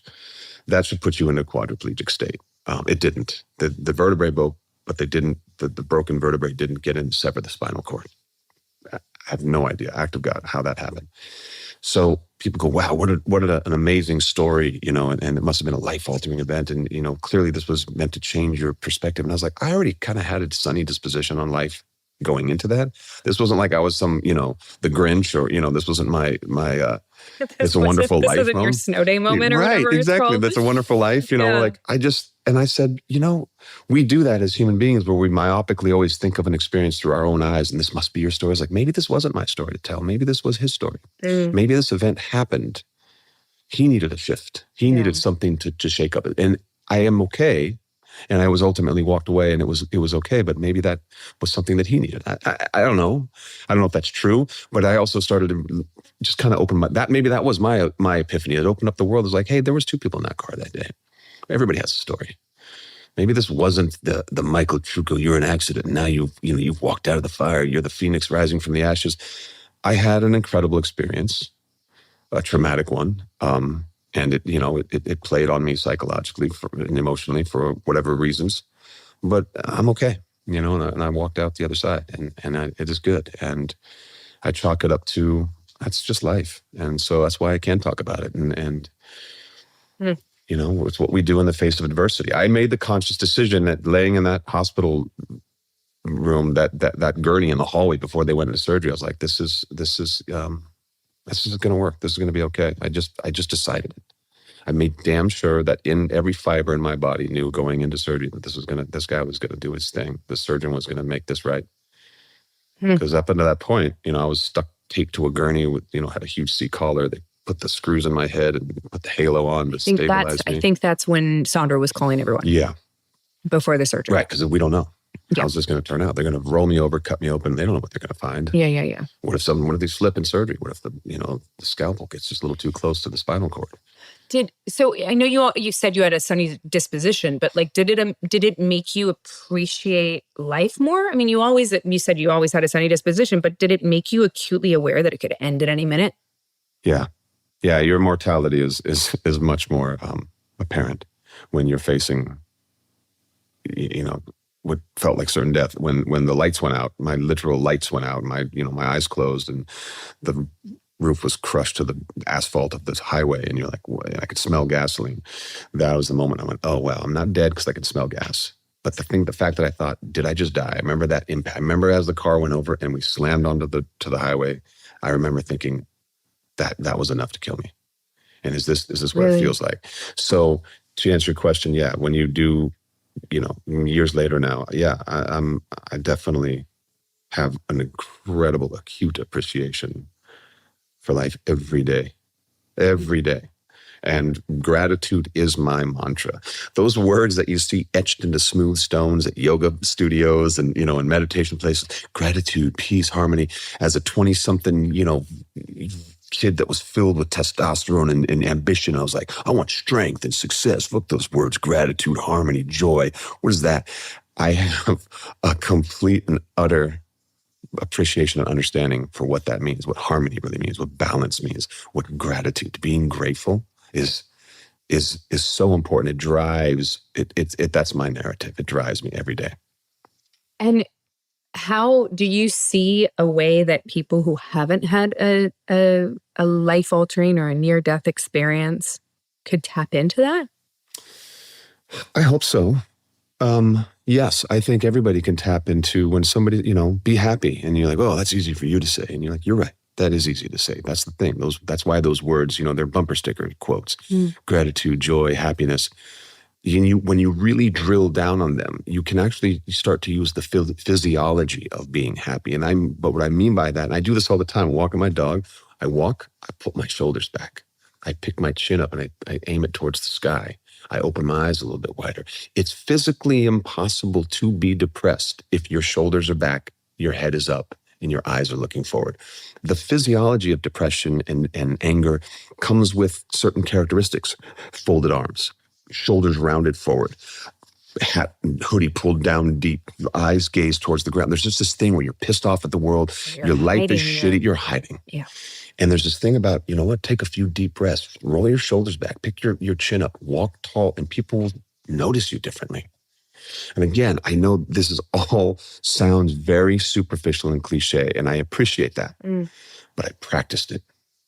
And I challenge people who are in a place where they're like, you know what? My life just sucks. Things are not going my way. Try a physical transformation. Just try it. Just take on big breaths in the morning. Oxygenate. Roll your shoulders back. Pick your chin up. And it's just this weird thing that happens to you that everything, all this, on a cellular level, you start to transform. And so I still do it. I still practice it. Does not mean that I don't have days where I'm mad, angry, bitchy, irritated. Even yesterday, you came in the house and I was like, I'm in a bad mood. And I knew it. I knew I was in a bad mood. But that's half the challenge is being able to identify that you're in a bad mood. And again, this goes back to my argument. It doesn't mean you're not going to have bad days. And you were, but to me, I was like, to me, that didn't look like a bad mood. To me, it just it takes a lot of work for me. It takes a lot to get in a bad mood. It does. And it takes a lot for me to admit it. Yeah. I'm a better communicator because of my wife. She's she demands communication and she's excellent at it. She loves confrontation. I hate confrontation. Your wife has the ability to bring grown men to their knees. Unbelievably. Absolutely true. Doesn't. Are you allowed to say pussyfoot? I don't even know. We just did. I think we can. Yeah, of course you can. She doesn't pussyfoot around. She literally hammers home what she sees and will afterwards, she always does this. She does this to me all the time. Look, I'm really sorry. I probably said too much. Pushed too far. Yeah. But this is just how I feel. And I always appreciate it. Yes. I would rather have somebody be honest and hurt my feelings than not tell me the truth. That's right. Because we live in a world of superficial bullshit where nobody tells anybody the truth. There's no authenticity. None. And I would much rather have somebody be honest, even if it sucks. Yeah, I use the term, she's nearly pathologically honest. And she is. And that is something that I strive to even just a fraction of what she has to rub off. That kind of ability to communicate, to confront, just to be able to talk about uncomfortable shit. Yes. Well, it's also a male-female thing, let's be honest. There's a great comedian who talks about that. Like, hey, you went and golfed with Steve. Yeah. How is he? I don't know, he's fine. Yeah, but since the divorce. Oh, did he get divorced? Like, what'd you guys talk about? Golf? That's what guys do. And she goes, well, how is he? Is he dating? He goes, I don't know. I didn't fucking ask. It's like, that's something that's so true. Sandra does the same. Hey, you saw such and such and you were out with so-and-so. How are they? How are they feeling? What's going on? I was like, I don't know. We're just talking about the game that we were watching.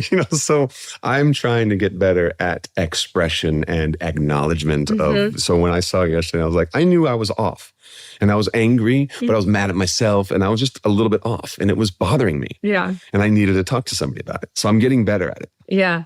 It's true. It's, my husband, when we first started dating, he said something to me that really, he literally was like, when these kids, because you call them kids, and he goes, FYI, let's just acknowledge the fact that they're my age. And I was like, okay, copy that. And he said, when you talk to these kids at work and they tell you how they feel and you immediately give them an experience that you had to try and make them feel better, all you're doing is invalidating how they feel. Wow. And telling them that they're fine. Wow. And he said, and I'm sorry, but interesting. You asked me why this person's upset. Interesting. And I got very quiet No one had ever spoken to me like that. As a person who loved me, nobody had ever been that honest. There was no animosity. There was no anger. There was no nothing. It was just a very honest observation. Mm-hmm. And I went and I walked around the block because I was like, what the fuck? Yeah.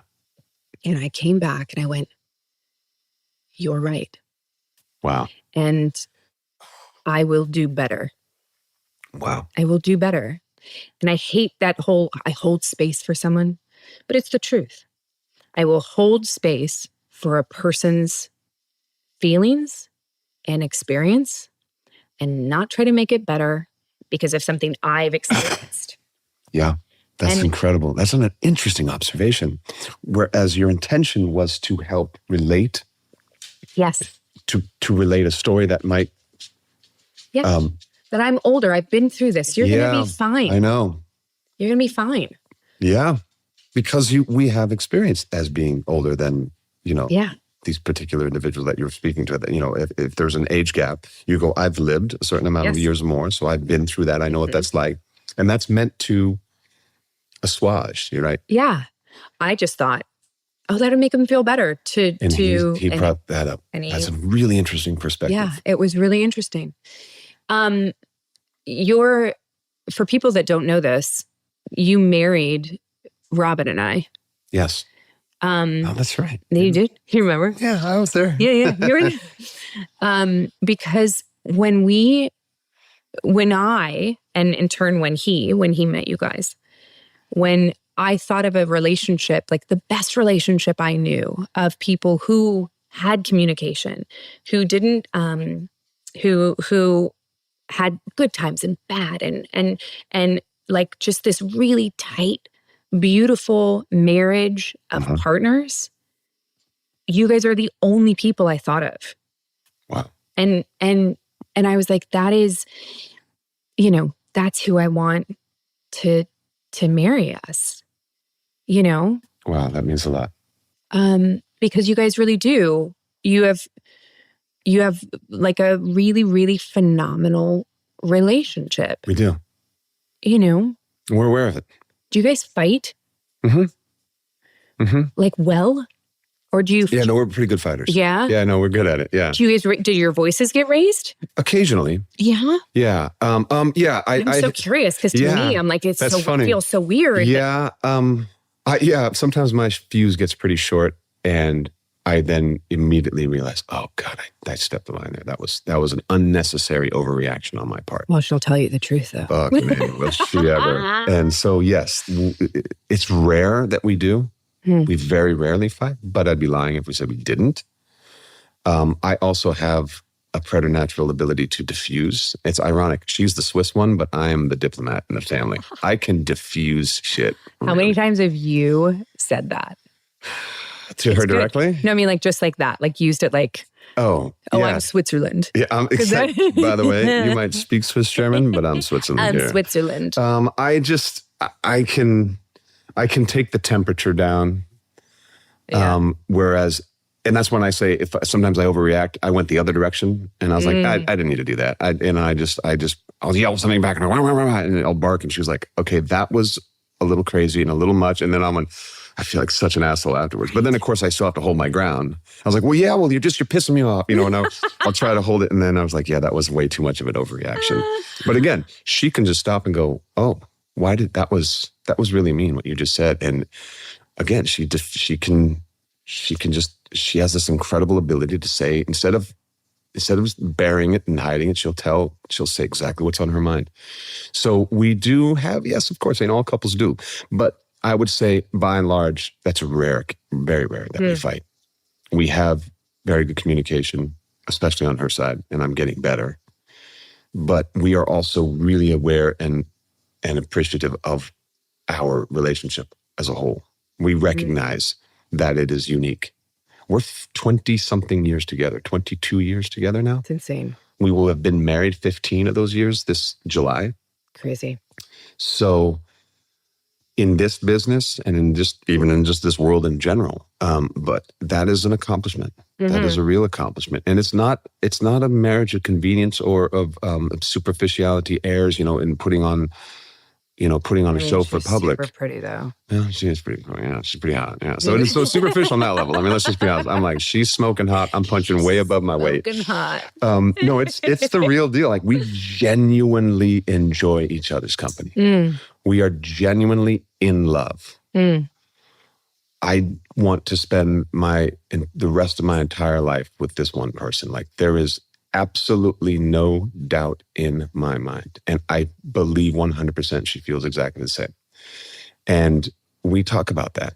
That is without fail. That is not, I'll say that, I'll say the right thing. I mean, that is a 100% certainty in my life that I married I married my soulmate. Do you have the ability to look at other people, other married couples, and see what they're doing wrong? I'm not asking for myself because I do. I'm asking for a friend because I do feel like I do feel like like I'm married. I'll say this. Probably right in as much authority that anybody else gets after a dinner party, gets in their car and go, ugh.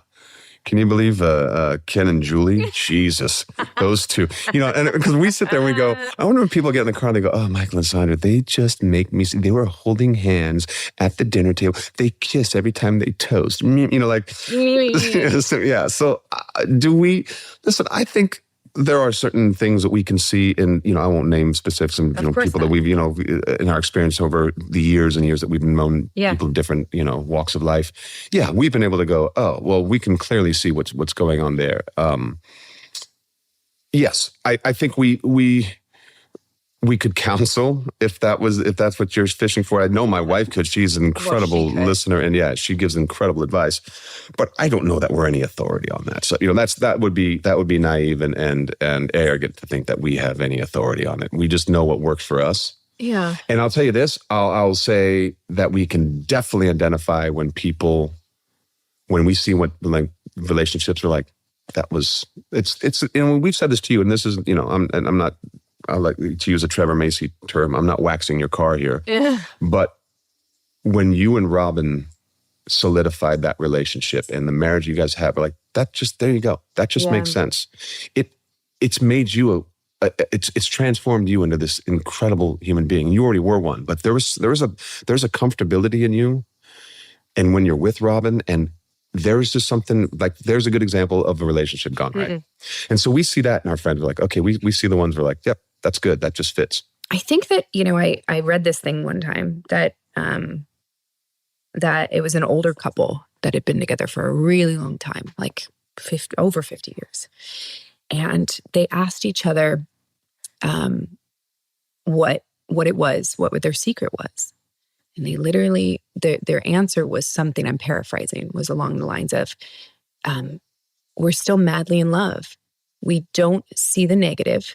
We don't dwell on the things in our partner we wish we could change. You focus on all the reasons why you love them. And he said, and I think my wife is perfect. And he goes, and he goes, I know she's not. Right. But I think she is. But neither am I. And right? that's all that matters. Yeah. I think my husband is perfect. Right. I could write you a list of the things that he would say are negative attributes about himself. Sure. But I think he's perfect. That's all that matters. You know what I mean? Yeah. Yeah. Because he is. Because and you're right. And that's what I mean. Sandra and I are still very much in love. People say, oh, we love each other. And we do, but we're still in love. And that is apparent. And that's why we make a toast every time. What do we drink to? We drink to us. It's to us, and to acknowledge this. Let's work on. Let's keep this thing alive because it's a beautiful thing. Yeah. And we are very grateful for it. Don't take it for granted. Work at it. So that's the main thing. Yeah. Don't get complacent. No. Don't. It doesn't mean have to. You don't have to be a goddamn lifetime storybook romance novel. You don't have to do all those. People are like, oh, the bar set so high. You have to be. But it's just some simple acknowledgement. It's appreciation. And just what you said, just going, that your partner is perfect for you. They're perfect. Yeah. in all their flaws. We joke about, I know she has a litany of flaws she could point out in me, and I can, bust her balls about something but that's part of it. I wouldn't want any of those things to change. Yeah. That's all part of it. So, yeah, no, we're really, I was flattered that you asked me to marry you and Robin, because when you guys sat us down, took us to dinner that time and explained that you hold us as a sort of a beacon for relationship goals, that we've been told that. And we dig that. I'm glad that people see us that way. Yeah. I want to be an example. It can work. And it's okay if it doesn't. I mean, that's all right. Relationships, they're human. Yeah. Some work, some don't. It's okay if they don't. Yeah. That's just learning. That's just life. You just figure stuff out. You don't have to force a relationship to work. And some people the incompatibility becomes more and more obvious. And that's okay. That happens. But sometimes it does come together, and it does happen. And there's something in there that I go, I know that I don't have FOMO. I don't have the grass is always greener. I married my dream girl. I agree. She's definitely she's your better half. No doubt. No doubt. Your House of Usher thing, I know that we've both worked with Mike Flanagan. We have. And I told Mike that he is one of the most supportive filmmakers I've ever worked with. House of Usher, do you believe that it is your best work? Yes. Yeah. To date, it's the best role I've ever had. What about it is your best work? And what was different in that situation that allowed you to give that performance? Oh, that's a really good question. It's the most dialed in, least subjective performance. Is that the right word? Yes. Meaning I was looking through the eyes, speaking through the mouth, wearing the shoes, walking on the feet, moving the hands of a character, of a different human being. It was transformative for me. I built a foundation based on the script, the skeleton that Mike provides in these scripts in his writing was so clear to me. I got it. There was when I read them the first time through, I literally, I just devoured those scripts. And then I looked at this character and I saw it on the page and I was like, whoa, there's so much, this is big and it has to be done right. And then it terrified me. My first instinct was that it's funny. We have a fight or flight thing and that flight thing kicks in. Much like when you asked me to officiate your wedding. Yeah. I was like, it terrified me. Fuck, that was the hardest thing I've done to date, by the way. But immediately I was like, wow, this is so much that he's trusting me with. Because this is just, this is having worked with Mike a few times. He had told me about this while we were shooting Midnight Mass. I've got this character, Rufus Griswold, and I want you to play it. You've worked for him 3 times now. Yeah. Amazing. And so when he told me he goes, I wrote it for you. This is your guy. So now the pressure's on. I thought, well, what if I don't do what he had expected or thought I could deliver? So immediately my instinct was fear and flight. And I don't want to do this. I read it, I was like, oh my God, what an amazing, I don't want to do this. I don't want to do this. I don't think I should do this. That's the thing about Mike. Yeah. Mike doesn't go in knowing what it's going to be. That's right. He's written a character. Then he has the ability to let it go. Yeah. And let you make it what it's going to be. Yeah. Yeah. Yeah, that's exactly right. Because he knows what he's written is good. And he knows that there's all the meat is on the bone. It's just how you choose to pick it off. And I had a lot of time to sit with it. And I decided that I was going to not skirt by. I was not going to skate on this one. Not that I do, but every actor has tricks. We have shorthands, and there's ways that you fallbacks, of course, and we know we've gotten to a certain place in our career, then we know what we can do. And this was a completely open blank canvas for me to start with. And I just to get back to that thing about when it was happening, when I found the voice and the character, so to speak, for lack of a better term, I was the least self-conscious I've been in anything I've done up until this point. It's almost impossible not to turn around and look at yourself subjectively. I guess I'm getting that wrong. Objectively, I guess you turn out, you're doing something and you start to watch yourself in a performance. It's something that actors do all the time. We get in our head, does that look cool if I lean forward? Is that weird? The camera's over. Okay, I'm saying my line, and then, oh, she's got some dialogue. She takes that pause. I think I talk now, then I do my line, and then I talk, and the bullshit, my line. When do I say my thing? And it's impossible to, they talk about getting in the zone, and, in meditation, the idea is to meditate is to not have any thoughts at all. So the first thing you do when you meditate is like, I'm thinking about not thinking. That's thinking. Isn't that thinking? Am I thinking right now? Why am I thinking so much? How do you not think about something, And there's that internal monologue that's constantly running, and it's a very judgmental voice. And I live with it in every single performance. And every day I'm on a set, I live with that judgmental voice in my head. This was one of the few rare occasions where I felt like I just went someplace else. And I think I knew it at the time. I was like, I'm in a pocket. I'm in a zone. This is all working. Don't question anything. Yeah. I definitely prepared. You have ideas, you come to the table with choices, but I kept it fluid, kept it open. I didn't know how, I hadn't worked with Zach yet until I got to the set, and Zach and I sat opposite each other. Or Willa Fitzgerald, I haven't worked with her. And, I read my stuff. I knew what the scenes were going to do. I didn't know what Mike Fimignari or Mike Flanagan, whoever directing each of those episodes, how they were going to, but I said, I think this is what this guy is. And this is, I'm going to bring this character to the table, but you never lock anything in until you're doing it. And there was just this feeling of, I got up on a wave and I was on the board, and I was like, oh, I'm surfing. So just don't get in its way. Don't get in your own way. And I don't like watching stuff that I do. But I saw this and I was like, oh, I think that's pretty good. I think I'm happy with this. It's the first time. I never say these words, Katee. I never am the guy like, oh, you should watch me. I'm in this show. It's really good. I'm doing some great work. I don't, that's not in my nature, but I am proud enough of this that I tell people about it. Like, this is something I'm really proud for people to see. I am proud of it. And I tell people to watch you. That's awesome. Because I was aware while I was watching it that it was your best work. Yeah. And I'm just excited to see what you do next. Yeah, it's so sweet of you to say it. It's just, yes, exactly. I think there's more, and I can't wait to do more. I mean, and I can pick it apart now, and I watch, I'm like, oh, that was good, but I probably should have done this. And that's the would-have, could-have Monday morning quarterbacking that we always do. Yeah. But it's something that I'm the most proud of.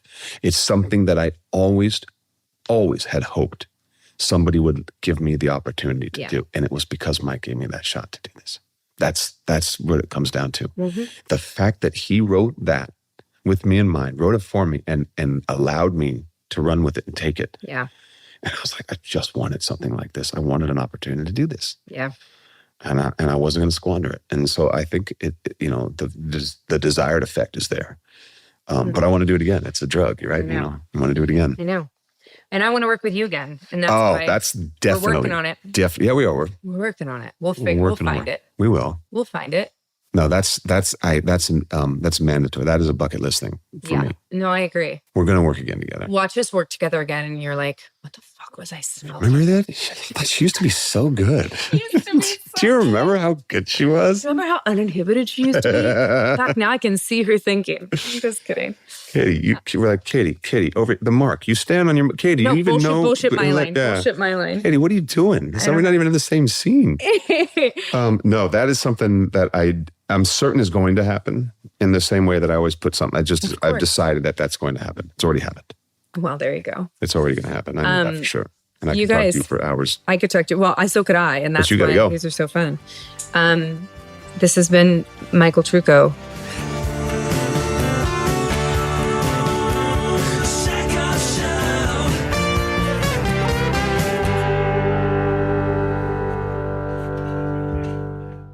Hey, everybody. Welcome to the Hindsight of Michael Trucco. We've been sort of discussing it before we got with you here and talking about how I should have a pretty firm knowledge of my Scandinavian countries at this point. And I feel like I feel like this should be one of those things where if we get to 10,000 views on the next episode, I will show you just how shit my geography is Pop in quiz. like a video or something. What are the Scandinavian countries? Oh, shit. Go. Switzerland? No. You did this last time too, I think. Is it Norway, Austria? No. solidly. Austria is thoroughly in Europe, like thoroughly. I just kind of think of all the ones that I've been to that are sort of over there. It's like, Switzerland, Austria, and Germany, like up in the corner up there. Like still very much in Europe though. Yeah. And to be fair, Scandinavia still Europe, but Scandinavian countries Austria is even farther away from Scandinavia than Germany is. Oh my God, you guys! I need to look at a map because I don't think. And Robin said it just as much as that. Like I've actually never looked at a map. Keep talking about it, but I don't think you've looked it up. No. Jeff, can you name them all? Norway, Sweden, Finland, sometimes Denmark. Does Denmark count? Denmark's got 100% one, yeah. Yeah. Am I missing one? Well, I don't know what Iceland's deal is, but I don't think they're technically. I mean, they might be. I don't know. I can't remember. It's like the one thing we need Casper for. I know, and he's not here. He's actually in Norway right now. Is he really? He's in Norway right now. Yeah. Aw, Casper. We miss you. Anyway, you guys, I'm joined by the co-hosts that don't want to be co-hosts, my husband, Robin, and Jeff. Hello. Hi. Yay. That was a fun episode.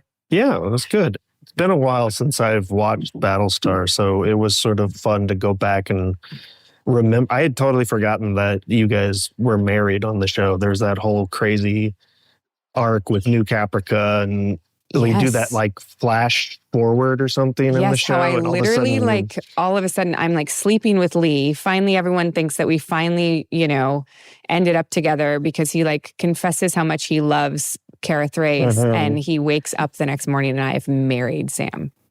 Yeah. Who does that, by the way?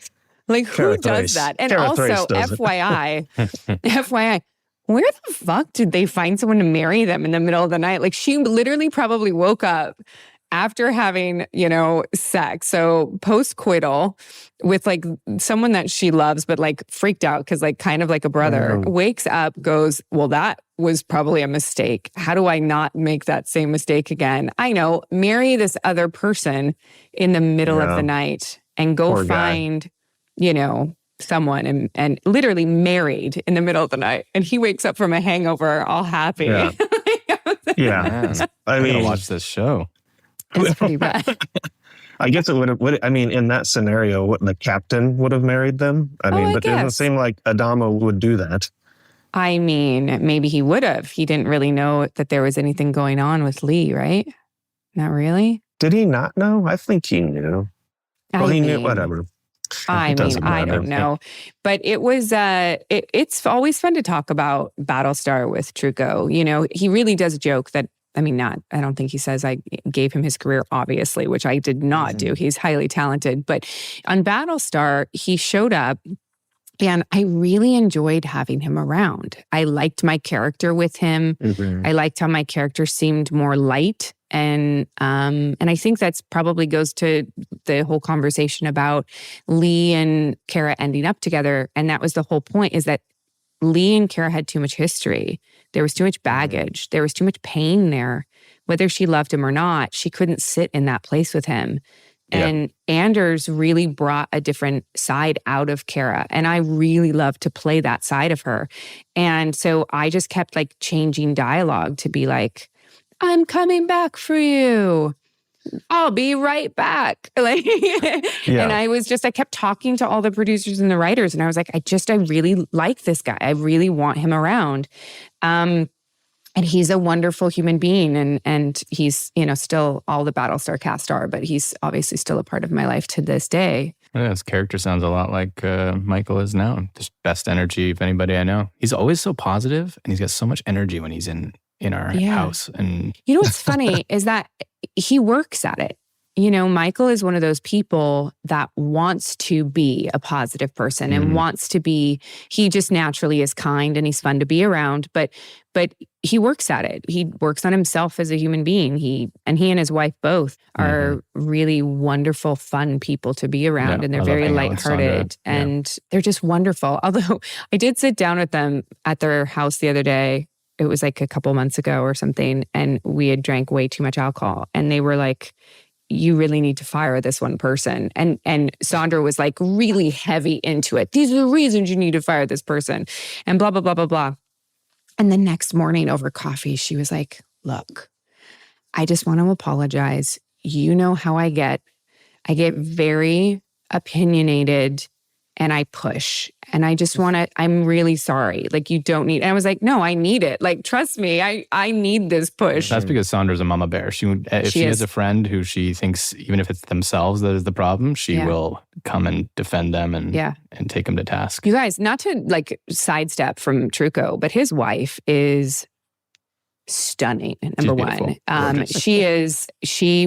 those of you who don't know who Sandra Hess is, she played Sonya Blade in Mortal Kombat. So I wanted to be her when I was growing up. And they met on Pensacola Wings of Gold, which is a show that I love to watch. And I didn't even realize that the show wasn't successful when I was watching it as a kid. His first American show. It was the first American show. Have you ever done a soap opera or auditioned for a soap opera? No. So here's the crazy thing. When I first moved to California, I auditioned for everything and I took everything I got. And when I was about 19, it was one of the first, I booked a show, shot the show, it got canceled, came back. The next thing I booked was a new soap opera called Passions that was on for a few years. I booked that and I was going to take it. And my manager said to me, I refuse to let you take a soap opera because if you can book one job that is in the direction that you want to go in. Because look, there's nothing wrong with soap operas. It's a wonderful livelihood and people are on them forever. And people love them. And it is a hard gig this is not knocking soap operas in any way, shape or form, but I had a very clear path that I wanted to go on in my career. And Passions and a soap opera was not necessarily one of them. And it was like a 3-year deal. And the problem with the deal is that soap operas are, or at least the deal that I had was a 3-year deal. You have no guarantee how many episodes you're going to do. You could make anywhere from $7,500 a year to $150,000. And it's somewhere in there. And they don't know because it depends on whether your character goes into a coma, whether this happens. So it really has, you have no idea how much money you're going to make. And so I was like, well, if I only make $7,500 a year, it's like, I can't even afford anything. That's nothing. Because the government takes half, my business manager, everyone's going to take a piece. I'm going to end up with $500 a year. And then how am I going to go to another job? You know what I mean? So my manager at the time said to me, if you can book one job in the next 3 years, it was worth turning it down. You have to turn it down. And so I called my parents though, who were supporting me. And I said, so I booked a job and they were like, that's amazing. And I turned it down. Anyway, but in that 3 years, I booked Halloween, The Education of Max Bickford, which was the show with Richard Dreyfuss, and Battlestar Galactica. So all of them. You mentioned on this episode, that you did a movie with a talking machine gun. Oh, I did. Right. It was called, what was this movie even called? This movie, I played a character named Girl. And she was the lead. She was the female lead. That was just her name. She had no name. It was with Dawn the Dragon Wilson and Bokeem Woodbine, I believe. No, Keith David. Was it? I've worked with Bokeem twice, so I'm trying to figure out. Robin's looking it up. It was called, you guys, it was awful. Do you know what year that was? 2006, maybe. I took this movie, number one, because I'd never really done a movie since Halloween. I wanted to do a movie, but The Last Sentinel. I also wanted to do my own stunts, and no one would let me do my own stunts, and I really wanted to do my own stunts. And on The Last Sentinel, they let me dive out of a 2-story window. So you found the sketchiest movie you could take. I did. Let you jump out of a building. And the crazy thing is like, it's just like, talk about like, just like being taken advantage of as an actress. You know, I put pasties on because nudity was not in my contract. So I put pasties on. They showed the scene. They showed the pasties in the scene. So it looks like I'm nude.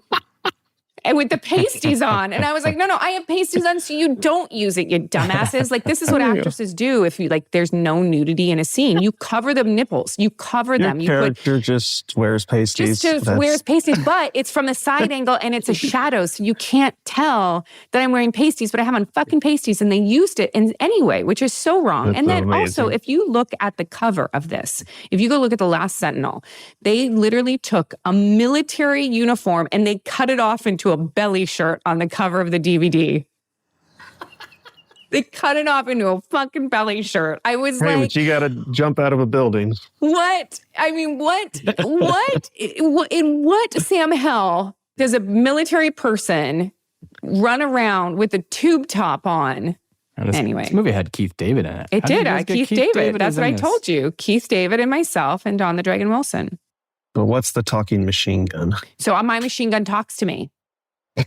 It tells me. No, it's like I don't even remember. No, but it like talks to you. It says it calls you by a character. Like, I don't think it said girl, but it said, you know, like it talks to you. You work with the thing. He's like, someone coming up on this side. Someone like it's actually like a machine gun that's like got like a brain, I guess. I see.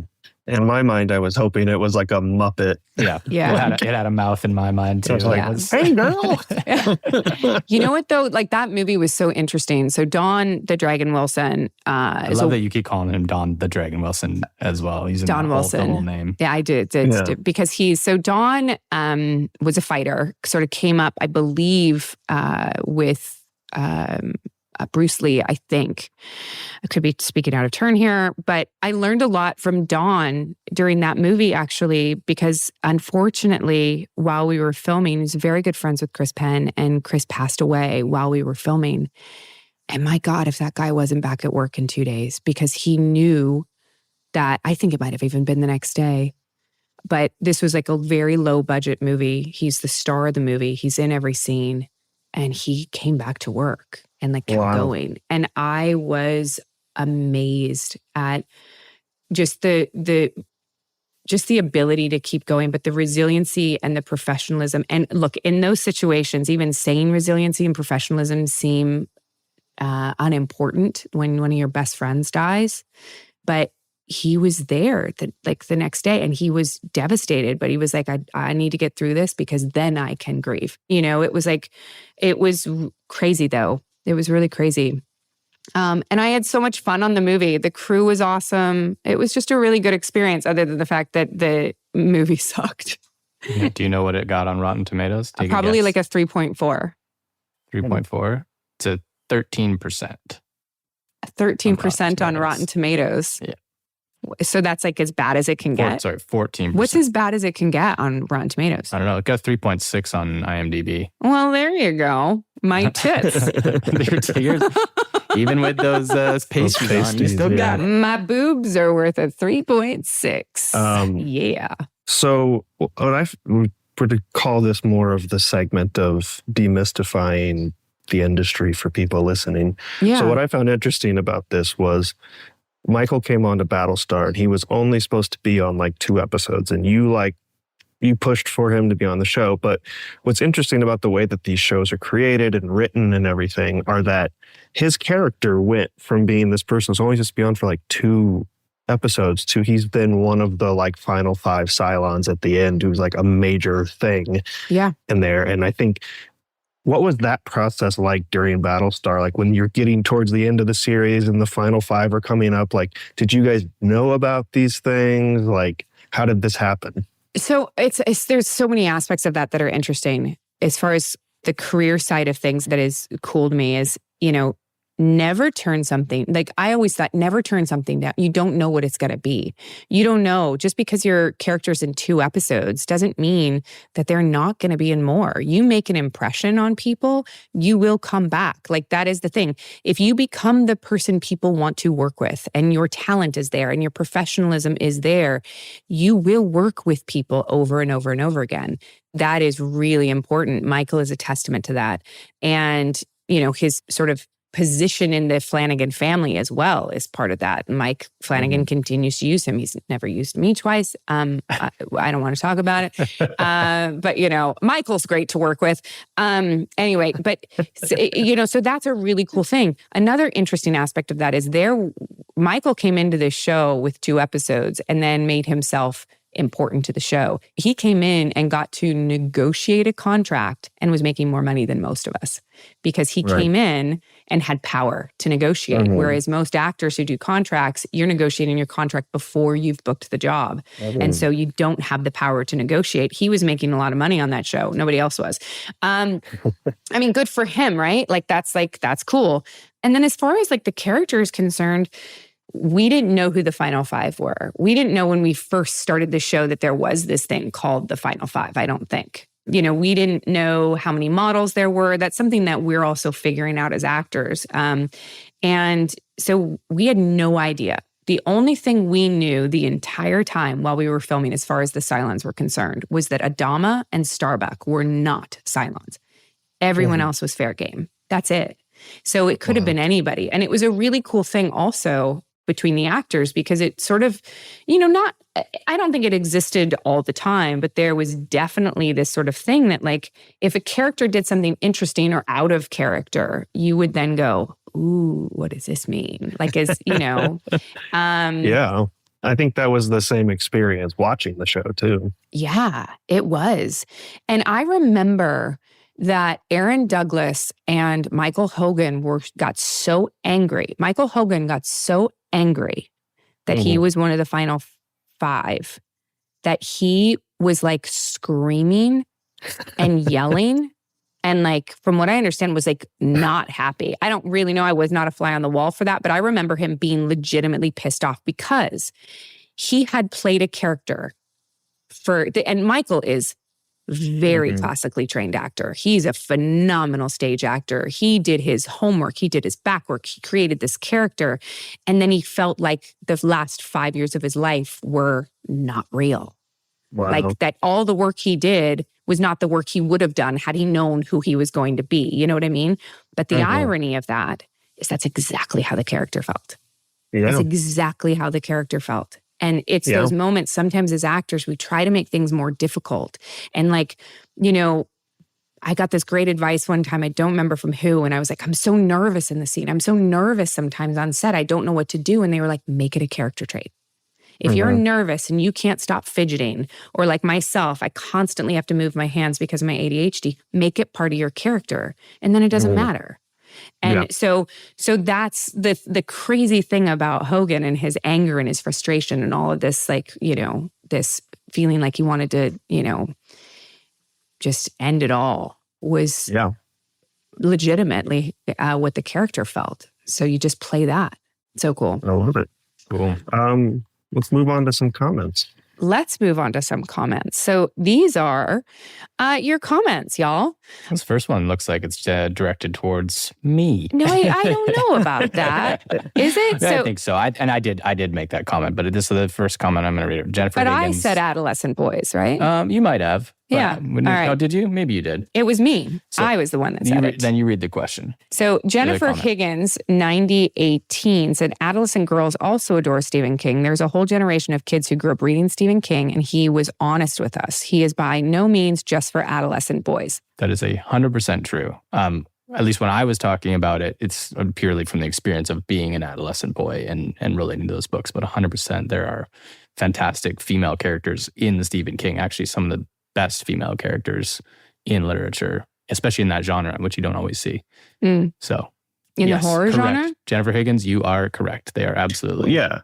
he gives his characters names and doesn't just call them girls. Yeah. Give them a gun. Touche. Cover their tits with the. You know what's funny pasties. though is that like growing up, I never met a girl who read Stephen King ever.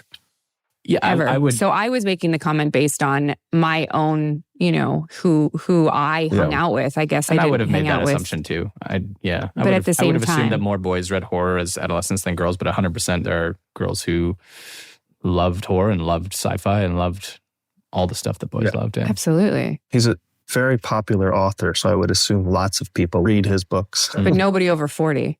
I'm just kidding, you guys. I just love making those statements. Yeah. Roger LaRoe, QX2CY, says Long Walk is going to be made into a movie. The Long Walk is the movie I was talking about, or the book, the Stephen King book I was talking about, which I loved. I thought it was awesome. Yeah. I think it's his best book, personally. Apparently it's going to be a movie. I've never read it. I'll have to look it up. So cool. The Long Walk movie. It's so cool. Lionsgate. Yeah. Yeah. A lot of death. It doesn't. Now this is going to be made a movie. I think this is very preliminary. It has moved to Lionsgate. I don't know that. That just means that they have the rights. Well, Francis Lawrence is attached to direct. Do you think there's any Stephen King book or story that hasn't been optioned? No. I bet he gets an option immediately. Yeah, it just immediately happens. Yeah. For those listening, an option is when a studio or production company buys the rights to make a story into a movie. And we're betting Stephen King it's probably just immediately part of his contract before books even come out at this point. Somebody buys the rights right away. Yeah. There may even be a studio that has like a first right of refusal and stuff that he does or something. Yeah, and the studio usually gets a certain number of years within which to make the movie before their rights run out, and that happens a lot. But there's also studios that I think Warner Bros. Is pretty famous for this, buying rights up and just holding shit for ages and never letting it go. What do you mean, Longmire? Yeah. It's options are interesting because you can actually even option an article. Like if an article comes out, a story comes out in in the New York Times or something like that, and you like the story, you can actually option the story. You can option somebody's life rights. You can option like lots of different things. It basically means that like you own for a certain amount of time, you're the person who can do something with that in our medium. This next one final note. I don't even know. You don't want to say their username? Yeah?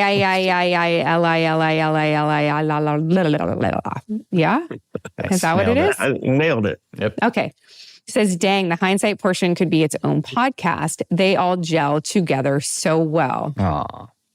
Guys. Who puts together these comment sections in the Who is Hindsight? this anonymous I too? Casper. Suspiciously not here for this one. Yeah. Let's get into the mail sack. Mailsack, we're going to the Mailsack. Mailsack, why are we calling it Mailsack? Why are we calling it mail sack? Because it's awesome, you guys. Thank you. Is it David? Nicholas. Nicholas. Thank you, Nicholas. Nicholas in Germany. Katie, know where Germany is? Well, it's not in the Baltic. I don't even know what we're calling it. Baby. Trying to pull out another geographical location. I mean, Baltic is... It's not in the Baltic. At least you're in the same region. I know. It's just off the Mediterranean, right? Okay, Zach says, big fan of your podcast. It's become a regular part of my week listening while at work. I was wondering, you guest starred on Big Bang Theory a couple times, but your role was pretty unique. What were your thoughts when you first received that script? And do you have any fun memories from working on the set of the Big Bang cast? I've told this story, Zach. It's because it's so funny. Tricia Helfer was actually, I was originally offered a role on Big Bang Theory to play myself in a convention, a sci-fi convention type setting.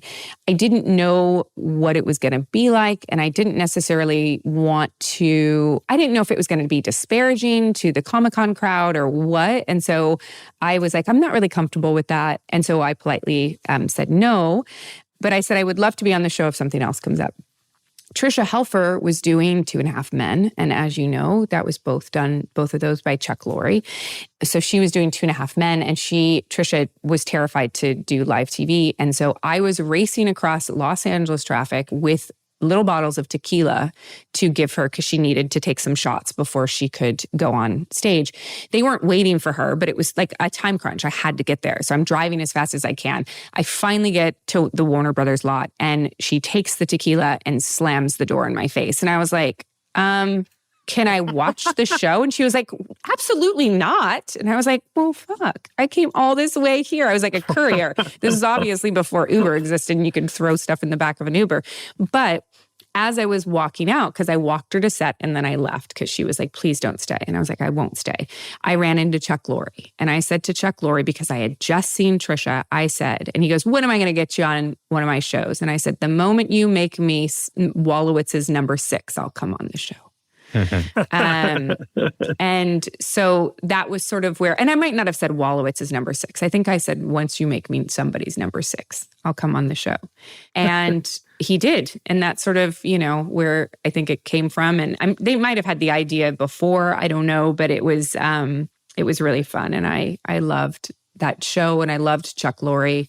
What a talented man. And it was really crazy. I only worked with Simon, and he and I, the foam that they put in that bathtub was like foam from a foam party. It wasn't actual water. So we had clothes on underneath, and I had like on a little tube top. I borrowed it from the last Sentinel movie. You just crushed a lot of people's fantasy I right know. there. Oh, man. And so, but it's super slippy. I don't know if you guys have ever been to a foam party, but like people die in there and never come out. Like it's crazy.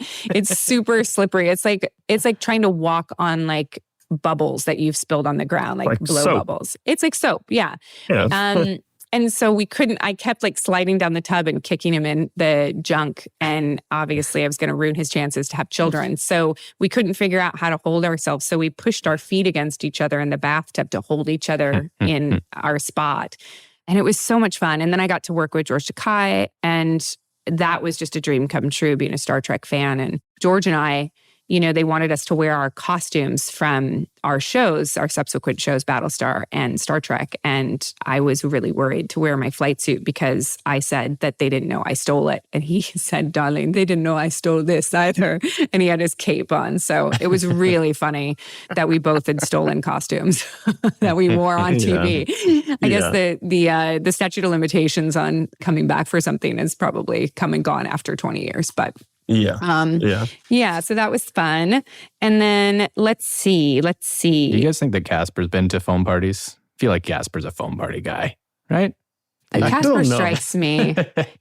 I don't know. They're always doing raves up in Germany, in right? Baltic areas. in the Baltics. You guys don't know him very well. He's more of a stay-at-home video game type of guy. Oh, okay. Is he? We got to get to know Casper more. We do. Yeah. You guys, we all need to get to know Casper more. So here's an interesting fact. This is a part of the prompt that we had last episode, right, Jeff? Yeah, we asked people to send us some interesting facts. Yes. So, and I just want to remind everybody, send your comments and your emails and everything to the sackhoffshow@gmail.com. I'm just going to remind you that. But Kelly said, interesting facts. Did you know that in South America, adorable little guinea pigs are eaten the same way chicken is here in North America? I've had dozens of them as pets since I was 12 years old, so I am never, ever going to eat one. However, I am told they taste like a cross between a duck and a rabbit. That doesn't surprise me. That doesn't surprise me. Are we supposed to be determining if these are facts or lies? Yeah, Is this I was a just going to truth versus say. lie? I believe this one 100%. They didn't really specify here. They didn't give us an answer, so They obviously don't know. Look, I you don't guys, know. people eat rabbit. Guinea pigs are like the same size. Yeah, I'm sure somebody. It's not that crazy of an idea. No. But Not that crazy. the appeal of rabbits is that they fuck like rabbits. That's the whole point. So rabbits create a lot of meat really fast. I don't think guinea pigs do that. I mean, they're a rodent, right? So they probably reproduce pretty quickly. I had they? hamsters and I had a guinea pig. I had hamsters that mated and made a ton of hamsters, and I only had one guinea pig, so I never got to the animal husbandry part of it in the world of guinea pig farming. But I'm sure they'd mate pretty quickly. Don't all rodents mate pretty fast? I think so. I personally, if I was in South America, I would try guinea pig meat personally. I owned a guinea pig. I wouldn't. You guys, I think these are these true, or I don't know. Did you know, this is from cancel bubble, that vultures urinate on their legs and feet to cool off on hot days, a process called urohydrosis. Their urine also helps kill any bacteria or parasites they've picked up from walking through carcasses or perching on dead animals. I actually think this is true. Vultures are crazy, crazy animals. They have no feathers on their heads, so their heads can slide into dead carcasses and not get dirty. There's another fun vulture fact, since we're on it. There you go. Awesome. And did you know that sloths are literally too lazy to go looking for a mate? So a female sloth will often sit in a tree and scream until a male hears her and decides to mate with her whenever he gets around to it. Because he probably just wants to shut her up. He's like, oh my God, will this sloth just shut the F up? Fine, I'll do it.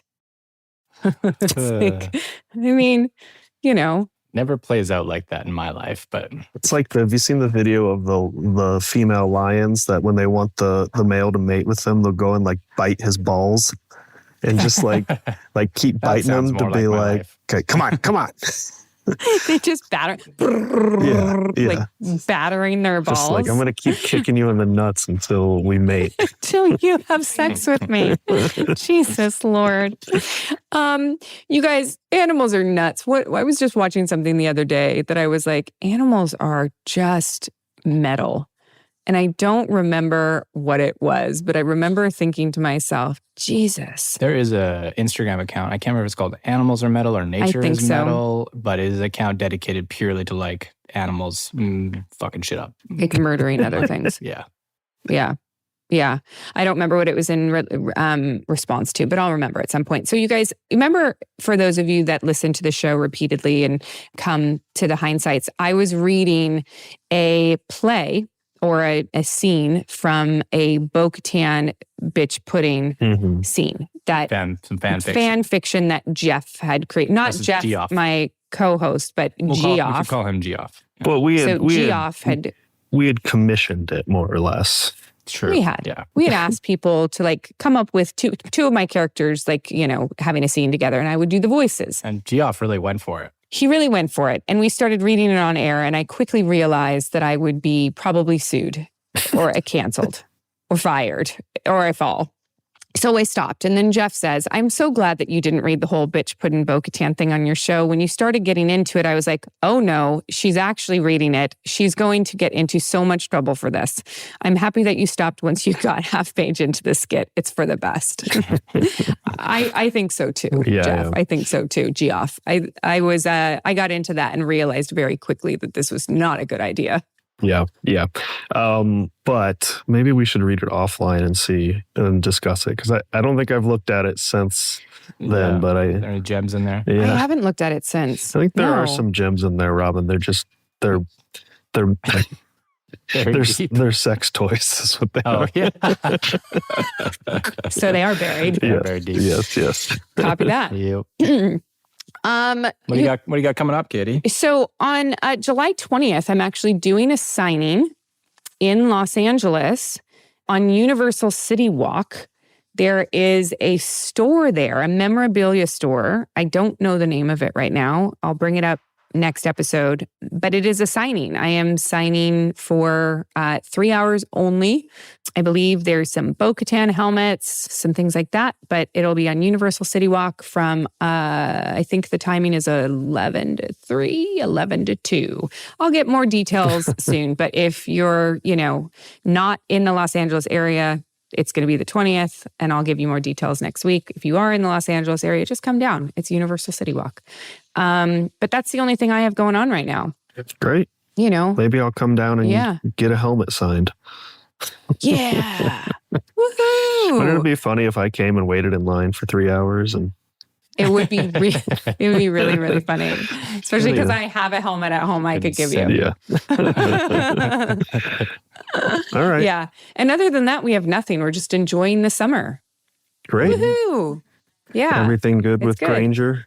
Everything's good with Granger. He's a chunky little monkey. He's a chunk and a half. He is nonstop. Huge. He is in the 96th percentile for height and weight. Wow. And weight. He is a big boy. Wow. He's a big boy. He is almost out of his 0 to 3s. Wow. And he is only a month and a half old. Wow. No. All right. Well, so he's a big boy. You've literally got your hands full. We do. Jeff, you're in Idlewild and you've got plans for the rest of your day. What are you doing? I think we're going to go swim in the creek. It's 98 degrees here right now, so yeah, we're going to go. It's 95 here. Is it 95 It's going here to be already? 95 here soon. It's, what is it right now? It's only 86, but it's going to be 90. By 4 o'clock. Yeah, by 4. 94. 95 by 4. It's so weird that it gets hotter later Yeah. in Portland because the sun's out till 10 p.m. It's so strange. Well, thanks for But- taking up your whole Saturday Yeah. in like the most beautiful place I know. in the world, Jeff, I to know. sit with us in Oops, your all right. Airbnb and Please, do a podcast. please say- apologize to your girlfriend and your dog. Yeah, I'm so I will. sorry. I will. Thank you. I'll pass it on. I will. Yeah. We I take love it. full responsibility for it. And you guys, remember to send in your comments and your questions and all your good stuff to thesackhoffshow@gmail.com, and come back next week for a new guest. And we'll see you next Tuesday. That's what's up.